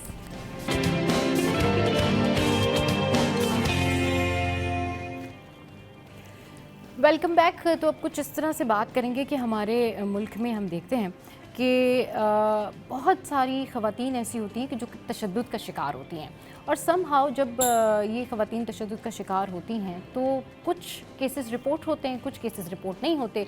कुछ ख़वातीन ऐसी होती हैं कि वो अपने बारे में खुल के बात कर सकती हैं, वो बता देती हैं कि जी हमारे साथ ये वायलेशन हो रहा है, या हमें बुली किया जा रहा है, या हमारे साथ हैरेसमेंट हो रही है। अच्छा, हैरेसमेंट की भी ना बहुत सारी कई किस्में होती हैं, हैरेसमेंट की भी जो है वो बहुत सारी जो है वो इकसाम होती हैं। अच्छा, अब इस पर बात करने के लिए जो है वो हमारे साथ मुसरत न्याज़ी साहिबा मौजूद हैं, माहिर तालीम है, सोशल वर्कर हैं। अस्सलाम वालेकुम, वेलकम टू द शो। और उनके साथ जो हैं वो माहिर कानून आमिर जमील साहब भी मौजूद हैं। अस्सलाम वालेकुम sir, welcome to the show. Sir, जिस तरीके से मैंने जो बात की ना, आमिर जमील विट साहब जो हैं वो हमारे साथ मौजूद हैं, तो मैंने जिस तरीके से बात की ना सर, तो उसमें हम जब तशद्दुद की बात करते हैं, ये डोमेस्टिक वायलेंस की बात करते हैं, तो एक तो होता है कि आपने किसी को फिजिकली टॉर्चर किया है, ठीक है, एक होता है कि आपने किसी को मेंटली बुली किया है। यूजुअली ये तमाम तर जो बुलिंग होती है, ये तमाम तर जो सिचुएशन होती है ना, ख़वातीन इससे गुजर रही होती हैं। यूजुअली अगर हम मर्दों की बात करते हैं ना, तो मैम जिस तरीके से ऐसे बहुत सारे मर्द भी होते हैं जिनके ऊपर टॉर्चर हो रहा है, ख़वातीन जो है वो उनको टॉर्चर करी होती हैं, but right now we are talking womens. तो एक तो टॉर्चर होता है सर फिजिकल, एक होता है मेंटल टॉर्चर, एक होता है हैरेस करना, बुली करना थ्रू मैनी थिंग्स, कि यार किसी भी तरीके से ना आप उनको अगर फिजिकल टॉर्चर नहीं कर पा रहे तो आप उनको मेंटल टॉर्चर दे दें, मेंटल टॉर्चर नहीं कर पा रहे तो आप उनको जो है वो बुली करना शुरू कर दें, आप उनको। अच्छा, और हैरेसमेंट भी कई तरीके से की जा सकती है। आप ऑब्वियसली ये तो आप माहिर कानून हैं, आपसे बेहतर तो कोई जानता नहीं है। इस बारे में ज़रा बताएं कि ओवरऑल ये इसका सोल्यूशन क्या है हमारे मुआशरे में, जिस तरह से तशद्दुद आम है ख़वातीन के ऊपर, उसका ख़वातीन को क्या करना चाहिए। फ़िज़िकल टॉर्चर तो देखें नज़र आ जाता है ना कि किसी ने किसी पर टॉर्चर किया है। अब अगर कोई आके आपके पास कहे तो वो समटाइम्स लेडीज़ ये कहती है जी हमारा घर का मसला है, हमारे हस्बैंड का मसला है, हमारे भाई का मसला है, फैमिली का मसला है। लेकिन कुछ ऐसी ख़वातीन होती हैं जो बहुत ज़्यादा बुली हो रही होती हैं, हर कोई भी जगह हो वहाँ पर उनको मेंटल टॉर्चर किया जाता है, उनको बुली किया जाता है, हरेसमेंट हो रही होती है उनके साथ में।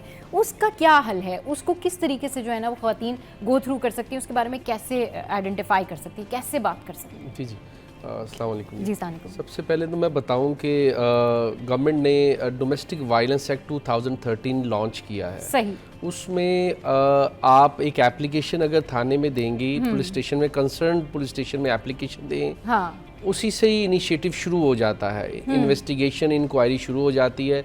फिर जुडिशल मजिस्ट्रेट के पास, अगर आप थाना आपकी नहीं सुन रहा तो आप अपने कंसर्न जुडिशल मजिस्ट्रेट के पास इसी डोमेस्टिक वायलेंस एक्ट 2013 में सेक्शन 7 की एक कंप्लेन फाइल करते हैं। सेक्शन 7 में कंप्लेन फाइल करेंगे, उसके अंदर आप सब चीज़ें बताएंगे कि मुझे मेंटली हैरेसमेंट क्रिएट हो रही है हस्बैंड से, मुझे फिजिकल हैरेसमेंट क्रिएट हो रही है, व्हाटएवर जो भी आपके साथ, और इवन मॉडेस्टी ऑफ वुमेन भी हो रहा है तो भी आप जा सकते हैं। जबरदस्त बात किया आपने। दूसरा जो है हमारे मुतसबे आला बैठे हुए हैं वर्क प्लेस हरासमेंट। आपने देखा होगा कि बैंक्स में, दूसरे इंस्टीट्यूशंस में जो वर्क प्लेस हरासमेंट है, उसके लिए भी एक आप अगर कोर्ट अप्रोच नहीं करते तो मुतसबे आला बैठे हुए हैं वर्क प्लेस हरासमेंट में, उनको एक एप्लीकेशन दें, उस पर देखें इतना भी नहीं कि आपको एविडेंस देनी, हाँ, घर के अंदर तशद्दुद की आप क्या एविडेंस दे सकते हैं, हाँ, तो वो सर्कमस्टांशियल एविडेंस पर ही कोर्ट जो है इवन 6 महीने उसमें पनिशमेंट है, हाँ, 1 लाख या 2 लाख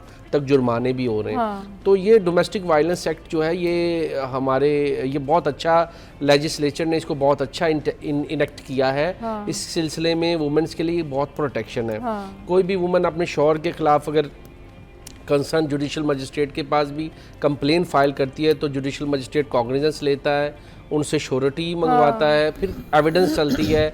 फिर एविडेंस भी यही है कि आपको कोई बाहर से गवाह नहीं लेके आने जी। जो आप कह रही हैं, आप जो कह रहे हैं उस पर कोर्ट ज़्यादा रियलाइज करती है क्योंकि सर्कमस्टेंशियल एविडेंस है।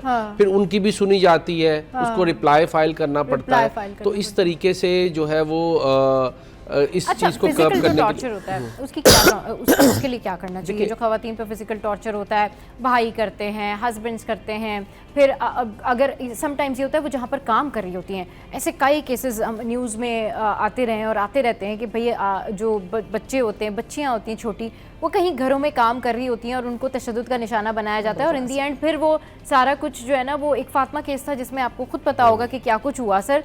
उस केस को सुन के देख के ही ना आंसू निकल आते हैं कि इस तरह से भी होता है और बच्चियों के साथ इस तरह से होते हैं। वो केसेस कैसे रिपोर्ट किए जा सकते हैं? उन केसेस के लिए क्या करना चाहिए लोगों को? उन केसेस के लिए देखें, अब मैंने अर्ज़ की कि अगर तो लोग घबराते हैं पुलिस स्टेशन जाने के लिए, तो पुलिस स्टेशन जाने की ज़रूरत नहीं है। इस प्लेटफॉर्म से मैं आपको ये उजागर कराना चाह रहा हूँ कि आप डायरेक्ट कोई भी एप्लीकेशन अगर कंसर्न मजिस्ट्रेट के पास लेके जाती हैं तो डोमेस्टिक वायलेंस में वो इंटरटेन करता है। डोमेस्टिक वायलेंस एक्ट 2013 में सेक्शन 7 में वो उसको ट्रीट करता है, वो आपकी एविडेंस रिकॉर्ड करता है, वो कॉग्निजेंस लेता है।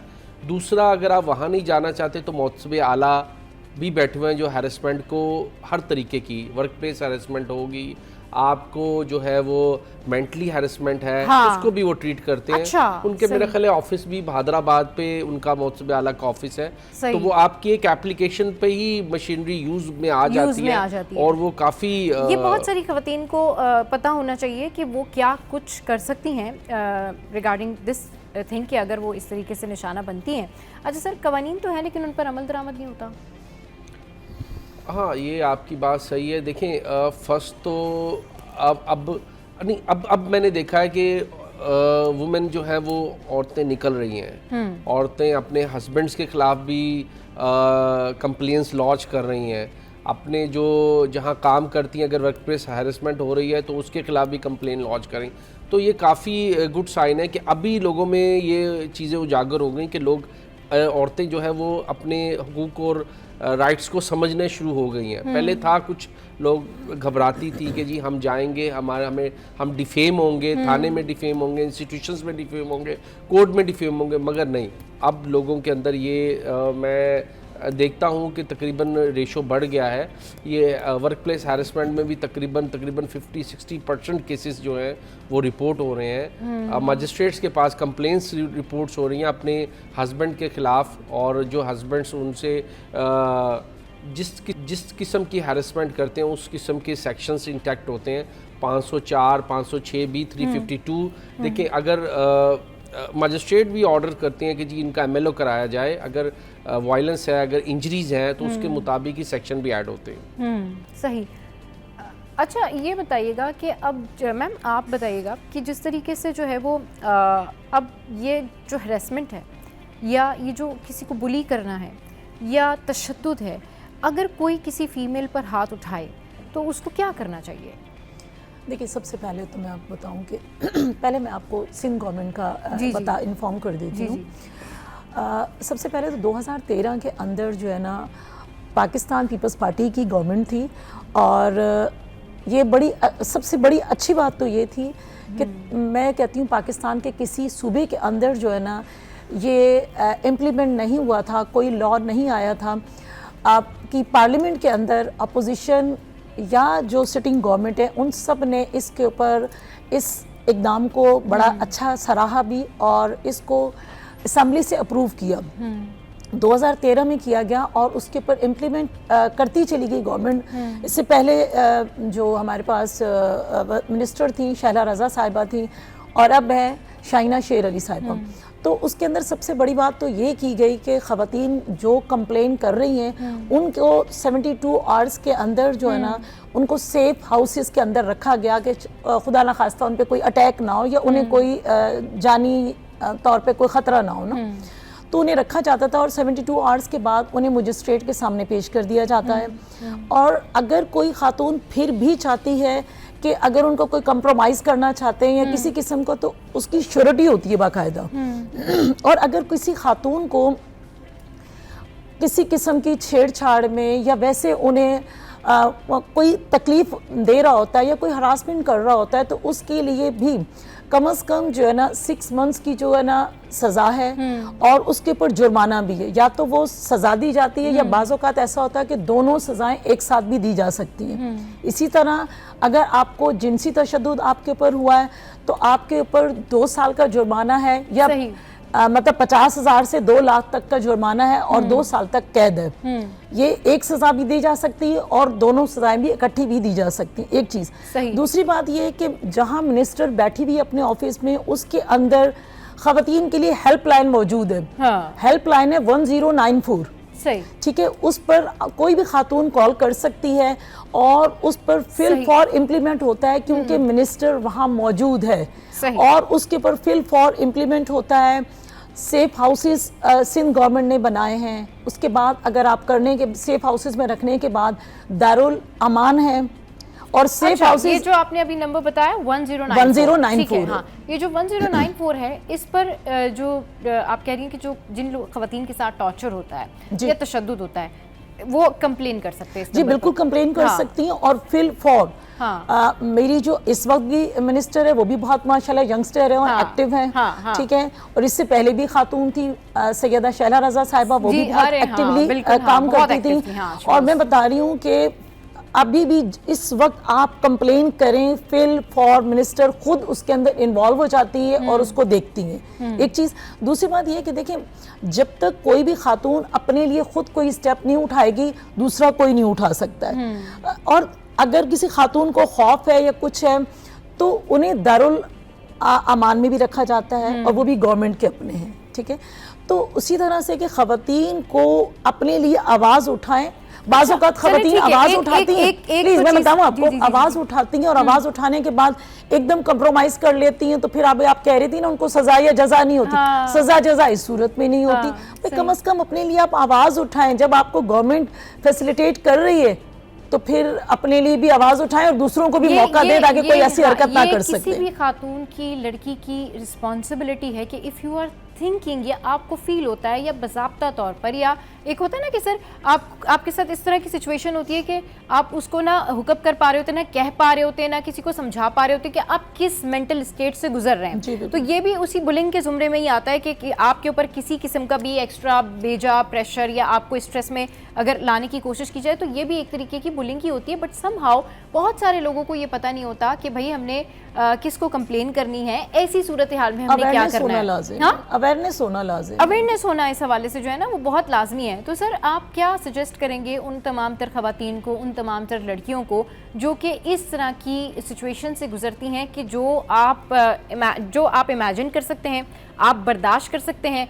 बट यू कैन नॉट से एनीवन टू एनीथिंग, बट अगर आप कहते हैं तो वो किस जुमरे में आती है? क्या ये वाकई बुलिंग होती है? जी बिल्कुल, आप सही कह रही हैं। बिल्कुल बुलिंग होती है। ये तो देखिए, हैरेसमेंट के लिए भी सिंध गवर्नमेंट ने और फेडरल गवर्नमेंट ने काफ़ी काम किया है। लॉज बनाए हैं, लेजिस्लेचर ने लॉज को इम्प्लीमेंट करवा रहे हैं। मगर थोड़ी और अवेयरनेस की ज़रूरत है। गवर्नमेंट को और अवेयरनेस उजागर करनी चाहिए through social media, through media कि जी हर मेरा ख्याल है हर औरत को, ये लड़की को पता हो। Types of harassment and bullying, like क्या क्या चीज़ें जो है हैरेसमेंट में और बुलिंग में आती है? क्योंकि एक यही तो नहीं होती ना कि जी ठीक है किसी ने आपको किसी गलत वजह से हैरेस किया, वो तो कॉमन टर्म है ना, बट क्या इसकी जो होती है टर्म? देखिए, पीपीसी में ऑलरेडी सेक्शन 509 मौजूद है। ठीक, पीपीसी में मॉडेस्टी ऑफ वुमेन का सेक्शन था। सही। और उसके बावजूद गवर्नमेंट एक सेपरेट एक्ट बनाया, violence of women protection act बनाया 2013। उसके अंदर ये कहा कि आपकी एक एप्लीकेशन पे सारा काम होगा। आप कंसर्न जुडिशियल मजिस्ट्रेट के पास एप्लीकेशन दे। आप अगर वर्क प्लेस हरासमेंट है तो आप मोतसबे आला को एप्लीकेशन दे। तो उन जैसे एप्लीकेशंस में जो एलिगेशंस होंगे उसी हिसाब से ऑफेंस उसके अंदर इंसर्ट होते हैं। जैसे मारपीट हुई 352 ऐड हो जाएगा। वो अगर मेंटल हैरेसमेंट हो रही है तो उसका भी सेक्शन ऐड होगा। अगर थ्रेट पास हो रही है तो 506 ऐड होगा। तो इसी तरीके से एप्लीकेशन के हिसाब से वो सेक्शंस ऐड किए जाते हैं, वो सेक्शंस ऐड होते हैं। सही। लेकिन तमाम तरह की जो कंप्लेंट्स होती हैं वो खवातीन जो है वो कर सकती हैं। स्कूल में किसी के साथ कोई प्रॉब्लम हो रहा है, लाइक अगर किसी के साथ कोई टीचर कोई प्रॉब्लम कर रहा है, किसी के साथ कोई कोचिंग सेंटर में कोई प्रॉब्लम कर रहा है, या किसी के साथ जो है हाँ कोई भी बुलिंग कर सकता है। आप किसी मतलब हॉस्पिटल में है, वहाँ पर किसी भी डिपार्टमेंट में आपके साथ कोई बुलिंग हो रही है, तो अगर ये खवातीन के साथ ऐसा हो रहा है तो you can complain about it. अच्छा जी, तो यहाँ पर वक्त हुआ एक ब्रेक का। ब्रेक के बाद वापस आएंगे तो इस डिस्कशन को आगे बढ़ाएंगे। आप हमारे साथ रहिए। Welcome back. तो हम बात कर रहे हैं कि जिस तरह से डोमेस्टिक वायलेंस होती है, जिस तरह से खवातीन पर तशद्दुद होता है, और ये तशद्दुद न सिर्फ घरों में होता है बल्कि तशद्दुद वर्क प्लेसेस पर भी होता है, ये तशद्दुद हॉस्पिटल्स में भी, जहाँ जहाँ जो भी खातून काम करती है उसके साथ अगर इस तरह का कोई तशद्दुद होता है तो क्या ऑप्शंस हैं, वो क्या कुछ कर सकते हैं। सर अभी आने वाले दिनों में जो स्टैट्स हैं, रीसेंट करंट स्टैट हैं, उसमें ये जो डोमेस्टिक वायलेंस है इसके जो केसेस हैं जो रिपोर्ट होते हैं उसमें इजाफा हुआ है? जी बिल्कुल, उसमें बिल्कुल इजाफा हुआ है। देखिए डोमेस्टिक वायलेंस की आप बात करें तो वो घर से स्टार्ट होता है। सही। वो आपके हस्बैंड, ब्रदर, मामू, अंकल, ये डोमेस्टिक वायलेंस का मकसद ये है कि ये घर से होगा, घर से हो। और अगर वर्क प्लेस हरासमेंट की बात करेंगे तो वो अलग है, वो तो आप जहाँ काम कर रहे हैं वो तो स्ट्रेंजर्स आ जाएंगे। सही। तो डोमेस्टिक वायलेंस का जो एक्ट बनाया इसी वजह से है क्योंकि आपको पता है रिपोर्ट नहीं होते थे। घर में शौहर ने मार दिया औरत को, ठीक ठाक किस्म का इंजरी हो गई, सब कुछ रिपोर्ट ही नहीं हो रहा, घर में ही इलाज चल रहा है, उसको बाहर भी नहीं, हॉस्पिटल भी नहीं लेके जा रहे। तो इस वजह से ये जो एक्ट गवर्नमेंट ने बनाया है डोमेस्टिक वायलेंस का, ये प्योरली इस वजह से बनाया कि घर के अंदर की जो तशद्दुद औरत बर्दाश्त कर रही है उसमें उसको रिलीफ मिले, उसमें एक हस्बैंड या वट जो भी मेल मेंबर जो तशद्दुद कर रहा है उसको एक डेटरेंस क्रिएट हो। वो ये ना हो कि आज़ादी अंदर घर के अंदर मार के घर के अंदर ही इलाज करवा रहे हैं, और वो इस चीज़ों के लिए उजागर करने के लिए डोमेस्टिक वायलेंस एक्ट बनाया है। इसको डोमेस्टिक वायलेंस एक्ट को इस तरीके के बनाया है कि आपको एविडेंस की भी ज़रूरत नहीं है कि दो गवाह लेके आओ तो आपकी केस रजिस्टर्ड होगा, आपकी एफआईआर लॉन्च होगी और शौहर के खिलाफ या भाई के खिलाफ या मामू के खिलाफ एक्शन होगा। आपकी एक एप्लीकेशन पे एक्शन होगा, आपका स्टेटमेंट रिकॉर्ड होगा, कॉग्निजेंस लेंगे और उनको जो है वो श्योरिटी सिक्योरिटी जमा करानी पड़ेगी, उनको कोर्ट अटेंड करना पड़ेगा और उस चीज़ों को बताना पड़ेगा कि इसके पीछे रीजंस क्या थे, क्या था, क्या ऐसा कर दिया था कि आपने ये दिया। देखिए अब आपको पता है मेंटली हेल्थ इश्यूज भी आ रहे हैं, शादियाँ हो जाती हैं, एक स्पाउस जो है वो मेंटली साइकोलॉजिकली बिल्कुल ऐसा है तो वो तशद्दुद कर रहा है। अब उस टाइम तो नहीं पता होता। कुछ केसेस मेरे पास ऐसे भी आए हैं जिसमें एक स्पाउस जो है, जैसे हस्बैंड है, मेंटली इल है। मेंटल हेल्थ भी तो लोगों की यहाँ पर बड़ी ख़राब हुई है ना। ये असल में इशू ये होता है कि उसके भी कई रीजंस होते हैं। ये डिप्रेशन घर से शुरू होती है और फिर ये बाकी लोगों तक ट्रांसफ़र होती है और उसके जो विक्टिम्स होते हैं ना वो बाकी लोग भी। मैम आपने बहुत सारे ऐसे देखे होंगे, सर ने बहुत अच्छी बात की कि ये जो मेंटल हेल्थ है ना इसका भी बड़ा प्रॉब्लम है। स्पाउस का अगर मेंटल हेल्थ ठीक नहीं है तो वो तशद्दुद कर रहा है, मार रहा है। अच्छा वही स्पाउस अगर कहीं और जा रहा है, किसी और सराउंडिंग में जा रहा है, वहाँ से वो भी लोग इफेक्ट हो रहे हैं क्योंकि अपने घर में तो वो हैरेसमेंट, अपने घर में तो वो फिजिकली टॉर्चर कर रहा है अपनी वाइफ को।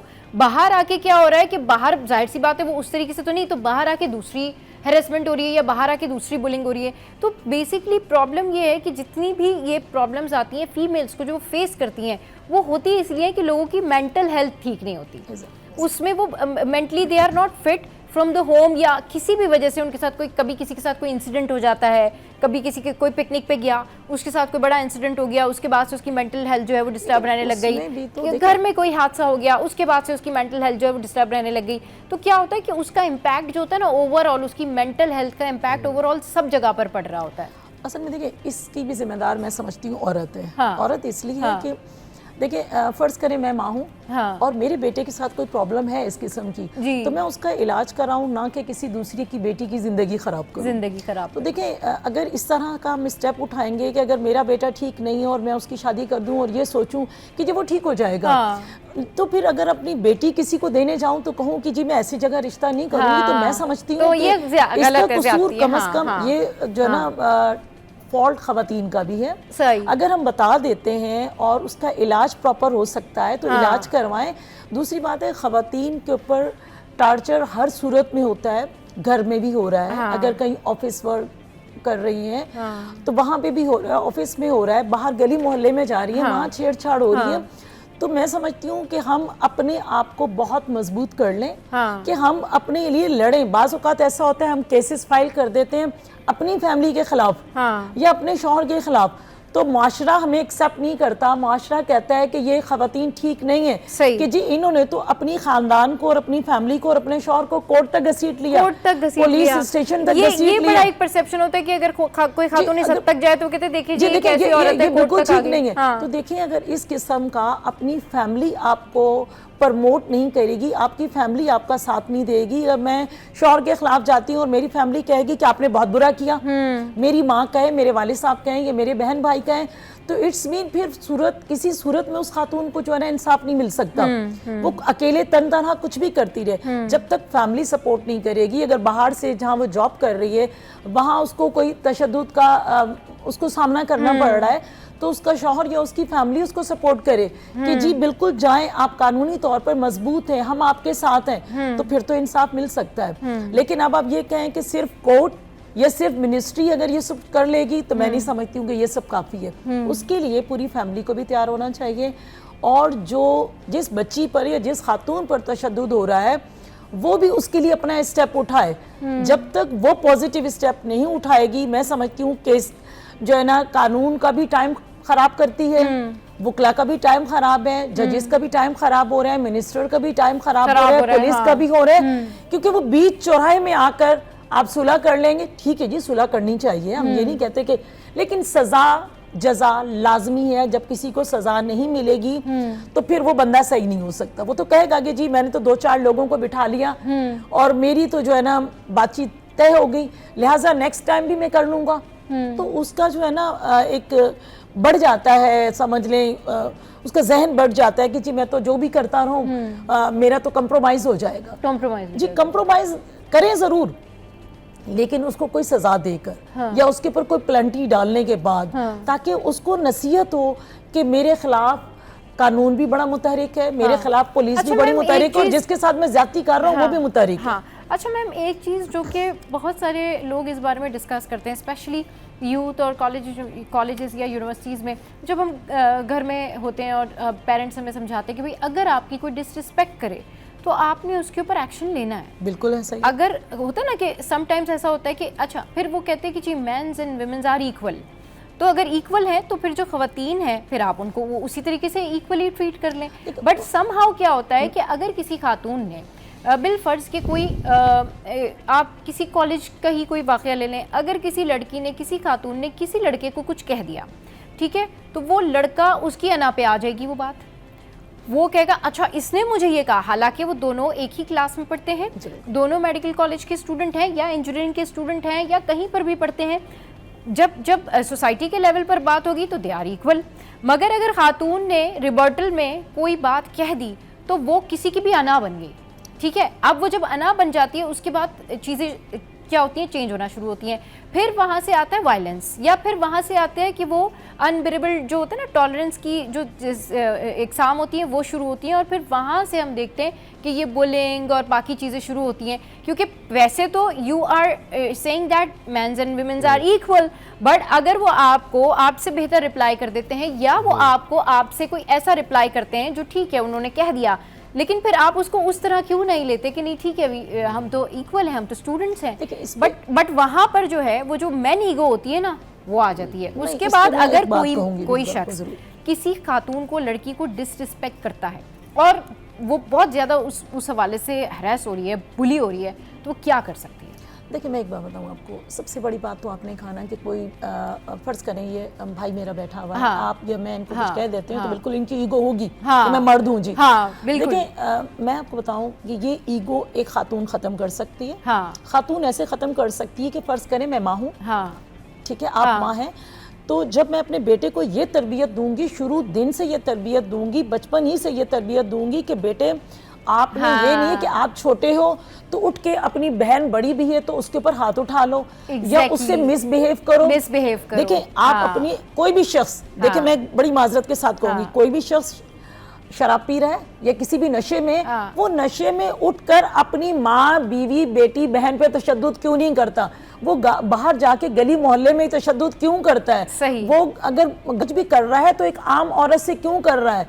अगर खुदा ना खास्ता देखें वो कोई भी गलत इकदाम उठा रहा है या जिनसी इकदाम भी उठा रहा है, तो वो किसी और खातून से क्यों कर रहा है? अपनी माँ बहन की रिस्पेक्ट क्यों कर रहा है? कि उसके दिमाग में है कि ये मेरी माँ और मेरी बहन है। तो जब तक माँ शुरू दिन से ये नहीं कहेगी कि बेटे आपके घर में आने वाली अगर आपकी बीवी है तो आपने उसकी रिस्पेक्ट करनी है, क्योंकि वो भी किसी की बहन है, किसी की बहन है, किसी की बेटी है, बिल्कुल। और अगर आप अपनी माँ की कर सकते हो, बहन की कर सकते हो रिस्पेक्ट, तो जब आपकी कुलीग्स हैं आपने उनकी भी इसी तरह रिस्पेक्ट करनी है। तो जब तक आपको शुरू दिन से यानी कि समझ लें कि घुट्टी में ही आपको ये चीज ना सिखा दी जाए, बार बार माँ आते जाते बेटे को कहे, अगर आप यूनिवर्सिटी जा रहे हो, कॉलेज जा रहे हो, तो बेटे जो आपकी कुलीग्स हैं, जो आपकी क्लासमेट है, आपने उनकी रिस्पेक्ट करनी है। अगर आप गलत हो तो हमारे घरों में तो आपने बर्दाश्त करना है। सर भी इस बात से जो है ना वो अग्री करेंगे कि हमारा जो कल्चर है ना, स्पेशली मैं अपनी फैमिली की बात करूं तो हमारे घरों में तो ये कल्चर है कि भाई आपने, आपसे बड़ा हो कोई, आपसे छोटा हो कोई, आपने बदतमीजी नहीं करनी। लेकिन और लड़कों को तो स्पेशली जो है वो हमारे यहाँ तो ये कहते हैं कि अगर आप किसी खातून के सामने खड़े हैं तो आप अपनी नजरें झुका लीजिए। अगर कोई खातून आपसे बात कर रही है तो आप इतना हौसला रखें कि आप उनकी बात समझें, सुने। लेकिन यूजुअली हमारे कल्चर में ऐसा नहीं है। हमारे कल्चर में ऐसा है कि हम कहते हैं औरतें और मर्द बराबर हैं, लेकिन जब खवातीन कोई जवाब दे दें तो उस वक्त जो है वो ईगो हर्ट हो जाती है, उस वक्त जो है वो एक जलजला सा तारी हो जाता है। वो ऐसा होता है, अच्छा मैं तो मर्द हूँ जी, ये कैसे पॉसिबल है? तो भाई अगर इस तरह के मामलात में किसी का भी IQ लेवल किसी से अच्छा हो सकता है, इसमें मर्द और जेंडर डिस्क्रिमिनेशन तो कोई नहीं होती। लेकिन हमारे यहाँ तशद्दुद, हैरेसमेंट, बुलिंग और डोमेस्टिक वायलेंस होता ही इसीलिए है क्योंकि मर्द अपने आप को मर्द समझता है ना, ये वाली इशू है, तरबियत की कमी। हाँ, और आप बहुत सारे ऐसे लोगों से भी मिलेंगी जो they are like a gentleman, जिनको आप मिलकर सर जिनसे आप मिलते हैं तो आप उनको मिलके कहते हैं कि भाई they are like these called gentleman, ये होते हैं जेंटलमैन, ये इस तरह के लोग होते हैं जो घर से शुरुआत होती ना, मैडम ने कहा घर से शुरुआत होती है। फिर स्कूल में भी ये सेमिनार्स रखने चाहिए कि एक वुमेन की रिस्पेक्ट के लिए। देखिए जब वो अपनी माँ की रिस्पेक्ट करता है, अपनी बहन की रिस्पेक्ट करता है, तो ऑब्वियसली वो शख्स बाहर भी रिस्पेक्ट करेगा। सही, बिल्कुल। अगर वो घर पे तशद्दुद कर रहा है, अपनी वालदा से काउंटर घर में ही अपनी वालदा से मिसबिहेव कर रहा है, अपनी बहन से मिसबिहेव कर रहा है, और उसको वो घर पे उसको टार्निश नहीं करे, रोक नहीं रहे, उसकी हिम्मत बढ़ती जा रही, फिर वो बाहर भी दूसरों के बहन बेटियों को भी वो इसी तरीके से। सबसे पहले तो हमें घर से स्टार्ट करना चाहिए ना।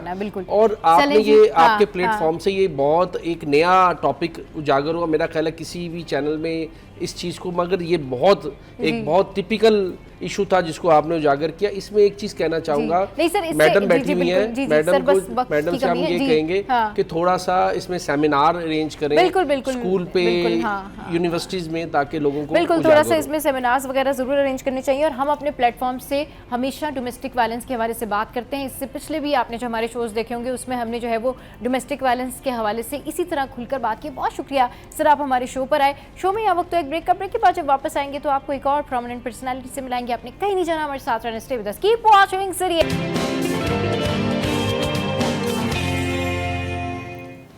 Welcome back. और जिस तरह से हमारा एनवायरनमेंट है और जो मौसम है, इससे पहले भी हमने जो शो किया था उसमें हमने आपको बताया था कि शजरकारी की क्या अहमियत है, लेकिन आज के शो में हम बात करेंगे कि दरख्त लगाने के क्या फ़वाइद हैं, किस तरीके से जो है ये शजरकारी मौसम में बड़ी तब्दीली ला सकती है, इन्वायरमेंट के लिए बेहतर है, और ये जो हम शजरकारी के ऊपर आज बात करने जा रहे हैं ना, इसका पॉजिटिव इम्पैक्ट आपके ब्रेन्स के ऊपर और आपकी ओवरऑल ज़िंदगी के ऊपर क्या पड़ता है। तो इस पर बात करने के लिए हमारे साथ मौजूद हैं मुस्लिम रज़ा सैयद साहब, जो कि माहिर माहौलियात हैं और बहुत अरसे से जो है ग्रीन एनवायरनमेंट के लिए he is working for that. उनके साथ जो है वो मैम मौजूद हैं। अच्छा sir, welcome to the show.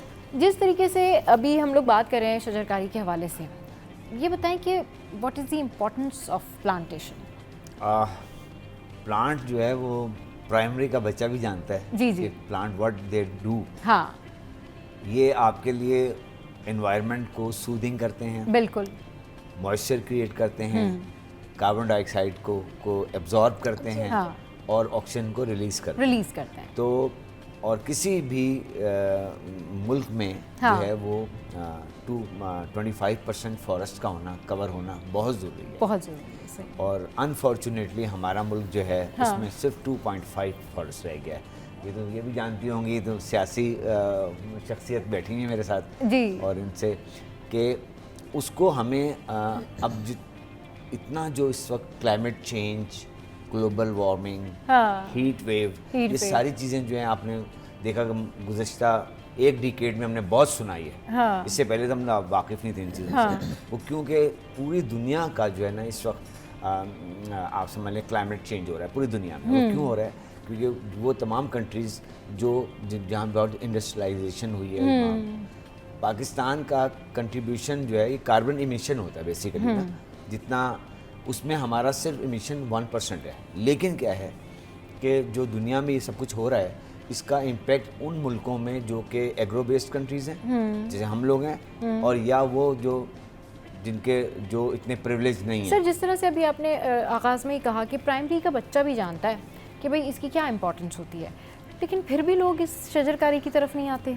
फिर भी प्लांट्स आपको शहर कायद में ऐसे नज़र आएंगे कि आपको हर तरफ धूप नज़र आएगी और हर तरफ आपको लगेगा कि बस कहीं से कोई शेड आ जाए, कोई जगह आ जाए, कहीं कोई बच के कोई दरख्त ही हो ठंडा, फिर भी लोग शजरकारी की तरफ नहीं आते। देखिए, बात यह है कि हमारे बदकिस्मती ये है हमारे मुल्क में कि हम लोग पर जब सर पे पड़ती है हमारी, फिर हम सोचते हैं कि अब क्या करना चाहिए, अब क्या करना चाहिए, ठीक है ना। जब जो एक अंग्रेज़ का माशरा है वो तो आगे से 50 साल पहले प्लानिंग कर लेते हैं कि भाई ये अब होने वाला है, तो आज हमने we have got to work on this. लेकिन हमारे साथ ये है बहरहाल। लेकिन मैं फिर भी कहता हूँ कि जैसे इस तरह के प्रोग्राम्स हैं, आप बैठी हुई हैं यहाँ पर, सरहद बैठी हुई हैं यहाँ पर हमारे पास, तो अवेयरनेस क्रिएट कर रहे हैं ना, उसका फ़र्क बहुत पड़ता है। कैसे फ़र्क पड़ता है कि देखें, मैं हमेशा ही कहता हूँ कि अगर आपके सुनने वाले 100 लोग हैं तो उसमें से 10 ऐसे लोग ज़रूर होते हैं जिनके ट्रांसमीटर्स ओपन होते हैं और वो आपकी बात को ग्रैस्प कर लेते हैं। सही। और फिर उसके बाद आगे वो जाते हैं तो उसके बाद भी उनको 100 बंदों से बात होती है, तो उसमें भी 10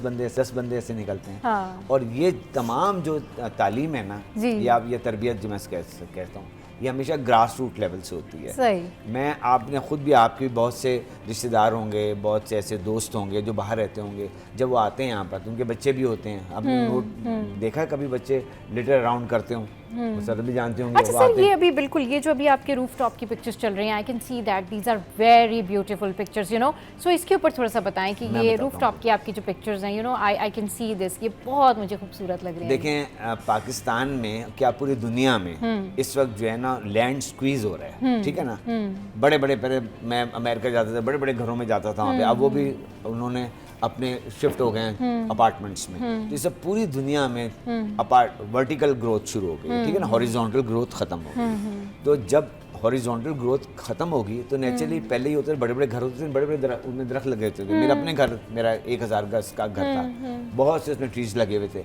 लेकिन उसके बाद फिर मैं वहाँ से होकर छोटे घर में आ गया हूँ। तो दुनिया में आपको हर हालत में इन्वायरमेंट को तो आपको सूदिंग बनाना है, कंडूसिव बनाना है। तो अब पूरी दुनिया में जितने ममालिक हैं, मैं नाम बताता हूँ आपको, जैसे चाइना हो गया, जहाँ थाईलैंड हो गया, आपका सिंगापुर हो गया, मालदीव हो गया, ये तमाम जो एरियाज हैं सब ये इनकी अमूदी ग्रोथ हो रही है, यानी वर्टिकल ग्रोथ हो रही है। लेकिन उन्होंने क्या किया है, चूँकि वो माशरा पढ़े लिखे लोगों का रिसर्च ओरिएंटेशन होती है वहाँ पर, उन्होंने क्या किया, अपनी तमाम बिल्डिंग्स को, अब आर्किटेक्ट्स को कह दिया हर वो बिल्डिंग को जो बनेगी वो ऐसी डिज़ाइन होगी कि उसको हम उसके ऊपर हमें ग्रीनरी लगाएंगे, ताकि वो जो तो ये जो अभी आपने रूफटॉप पे ये जो ग्रीन, ये मेरा अपना घर है। अच्छा, सही। This is my own house, your own house. Musarrat आ सही चुकी है यहाँ सही पर। सही। और अच्छा, इनको जा पता है चुकी हैं। कि what was the experience ma'am, इसका व्हाट वाज द एक्सपीरियंस? एक इंच की ज़मीन भी ऐसी नहीं है जहाँ पे जो कच्ची ज़मीन हो मेरे पास।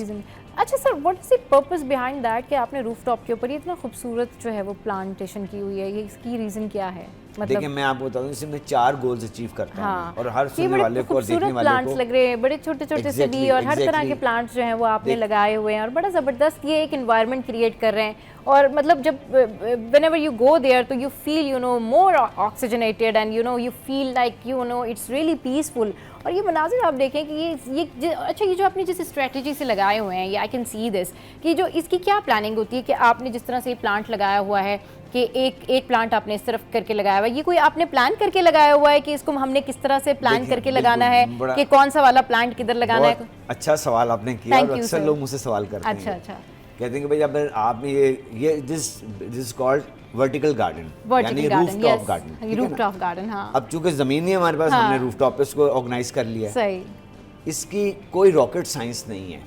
देखें मेरा घर जो है वो रूफटॉप गार्डन के लिए के नुक्ते नज़र से बिल्डअप नहीं हुआ था, ठीक है। तो मैंने क्या किया कि अब सुनने वालों को मैं बता दूं आज कि देखिए हर जो घर बनता है ना उसमें पिलर्स भी होते हैं, उसमें बीम्स भी होती हैं, और बीम्स और पिलर का काम क्या होता है कि वो आपको लोड को बेयर करती हैं, ठीक है ना। तो मैंने अपने रूफटॉप पे बड़े बड़े मेरे कंटेनर्स लगे हैं, प्लास्टिक कंटेनर्स भी हैं, सीमेंट के भी हैं। तो उनकी प्लेसमेंट मैंने सिंपल ये कर ली है कि जो मुझे पता है कि यहाँ पे एक हमारी बीम चल रही है, उस बीम पे मैंने लाइन से लगा दिए पॉट्स। मुझे पता है यहाँ पे पिलर है, पिलर पे बहुत बड़ा पॉट लगा दिया, बहुत बड़ा दरख्त लगा दिया, हाँ। तो उससे चूंकि एक बिल्डिंग जब पिलर्स पे और बीम से बनती है, हाँ। तो उस पर इतनी कैपेसिटी उसके ऊपर होती है कि उसमें आप 3-4 फ्लोर्स बना लेते हैं। ना जब मैंने देखा तो मैं हैरान हो गई, मैंने कहा ये तो बड़ी प्लानिंग से और बड़ी डेवलपमेंट के साथ लगाया हुआ है कि एक पिलर इधर है, एक पॉट इधर है, और इसकी प्लेसमेंट की क्या रीजन है ताकि बाकी सारे लोग भी जब रूफटॉप पे इस तरह की जो है वो प्लांटेशन करें ना तो एटलीस्ट उनको पता हो कि क्या प्लेसमेंट रखनी है, क्योंकि ये बड़ा जरूरी होता है कि अगर आप रूफटॉप के ऊपर इस तरह की मैनेजमेंट कर रहे हैं तो दिस इज रियली स्किलफुल। आप रूफटॉप देख रही हैं ना, ये तो ऑर्गेनाइज हुआ था आज से तकरीबन 20 साल पहले, ठीक है ना। अच्छा। अब जो जितने मेरे लोग जो मेरे प्रोग्राम्स को वॉच करते हैं या जो मेरे उसमें होते हैं, अब उनको वो क्या करते हैं, हम नई जो बिल्डिंग्स बन रही है ना, वो कहते हैं आर्किटेक्ट को हमें आप एक प्रोविजन दें यहाँ पर कि हम we want to have a rooftop garden. इससे देखिए आपको 4 गोल्स अचीव करते हैं आप। पहली आपको बेहतरीन इंसुलेशन मिलती है। देखिए पौधे जितने होते हैं ना वो आधी हीट को एब्जॉर्ब करते हैं, आधी हीट को रिपल्स कर देते हैं, वापस फेंक देते हैं, ठीक है ना।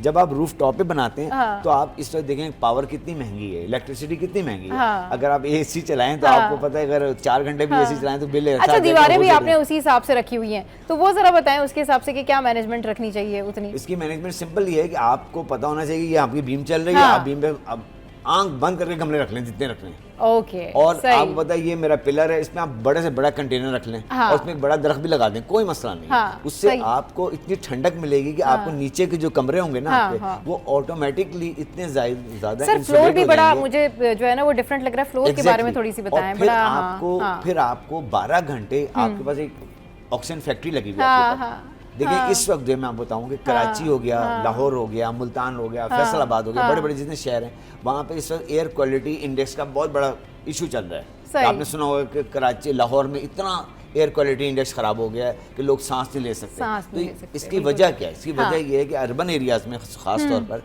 दरख्तों की इतनी कमी होती जा रही है कि दरख्तों का काम है कि आपको फिल्टर कर रहे हैं वो एयर को। और एयर में मैं हमेशा कहता हूँ, हर प्लेटफॉर्म पे कहता हूँ कि देखिए खाने पीने में आपको कोई गलत चीज़ आप खाती हैं ना, तो उसका आपका इम्पैक्ट जो है ना बॉडी में 30% आता है, लेकिन जो 70% आता है ना वो आता है जब आप इनहेल कर रही थी एयर। उसके अंदर जो टॉक्सिक्स मौजूद हैं, इसमें ज़ाइलिन है, बेंजीन है, फॉर्मल्डिहाइड, ये गैसेज हैं ये, और ये आपके अंदर जो तोड़ फोड़ का अमल करते हैं उससे आप समझ लें बहुत ज़्यादा आपको नुकसान हो रहा है, बहुत ज़्यादा नुकसान होता है। मैम आप साथ में मौजूद हैं, आप बताएं, आप जिस तरीके से हम गार्डन देख रहे हैं सर का, मुझे तो बड़ा ज़बरदस्त लग रहा है और क्या मैनेजमेंट इन्होंने की हुई है। आप गई थी, ज़रा थोड़ा सा आप बताएं कि आपने वहाँ पे क्या कितना सुकून मिला और आपने भी उसके बाद सोचा कि you know I will make it. देखिए एक चीज़ तो बताऊँ, मुझे खुद भी देखिए वही शख्स जाता है कुछ देखने के लिए जिसे शौक होता है।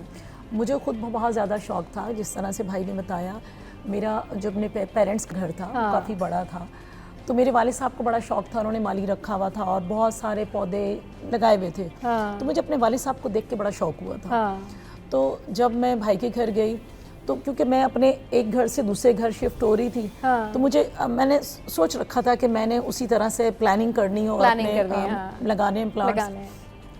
यकीन करें अब मेरा भाई मेरे घर आए ना तो वो मुझे अप्रिशिएट किए बगैर नहीं रह सकेगा।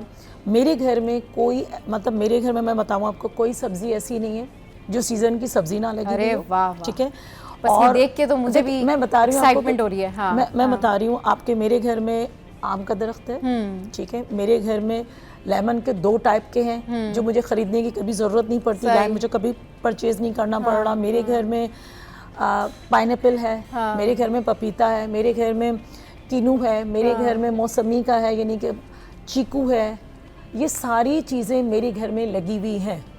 ठीक है, नारियल लगा हुआ है। चले जी, मतलब ये मैम के घर में भी सारी सब्जियां और ये सारी चीजें लगी हुई हैं। इसको देख के ना मुझे लग रहा है कि मुझे भी ये सारा कुछ करना चाहिए। हाँ, चले बिल्कुल आके बात करते हैं मैम। बिल्कुल यहाँ ब्रेक का वक्त हो गया ना, तो ब्रेक से वापस आते हैं, फिर उसके बाद जो है वो कंटिन्यू करेंगे कि किस तरीके से हम शजरकारी कर सकते हैं। और सर जो है क्योंकि वो प्लांटेशन के लेक्चर्स भी लेते हैं, उनके स्कूल भी है, बच्चों को भी पढ़ाते हैं, तो थोड़ा सा पूछेंगे कि भाई क्या कुछ आप बताते हैं और किस तरह से हम गाइडेंस ले सकते हैं कि हम शजरकारी करें। स्टे विद अस।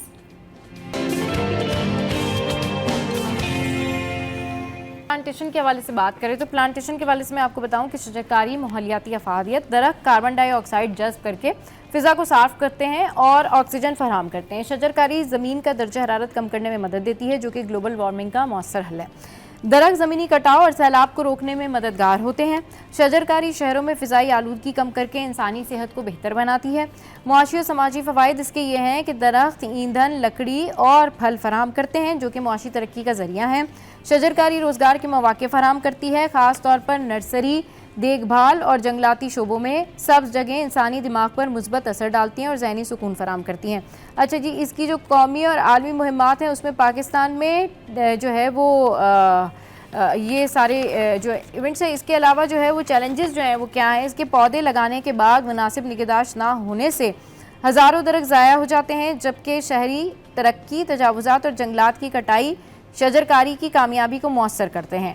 अच्छा, शजरकारी एक सस्ता, पायदार और मौसर हल है जो न सिर्फ मौसमियाती तब्दीलियों से निपटने में मदद करता है, बल्कि इंसानी, मुआशी और माहौलियाती ज़िंदगी को भी जो है वो बेहतर बनाता है। तो मैम, जिस तरीके से आप बात करी थी ना कि आपने बड़ा जो है वो एक्साइटमेंट का लेवल जो है ना वो हाई कर दिया था कि आपने जो है वो इस तरीके से शजरकारी की हुई है और आपने ये यहाँ से इम्प्रेशन ली और उसके बाद फिर आपने बड़ा ज़बरदस्त वगैरह लगाया। इम्प्रेस हुई, बहुत ज़्यादा अपने भाई से इम्प्रेस हुई।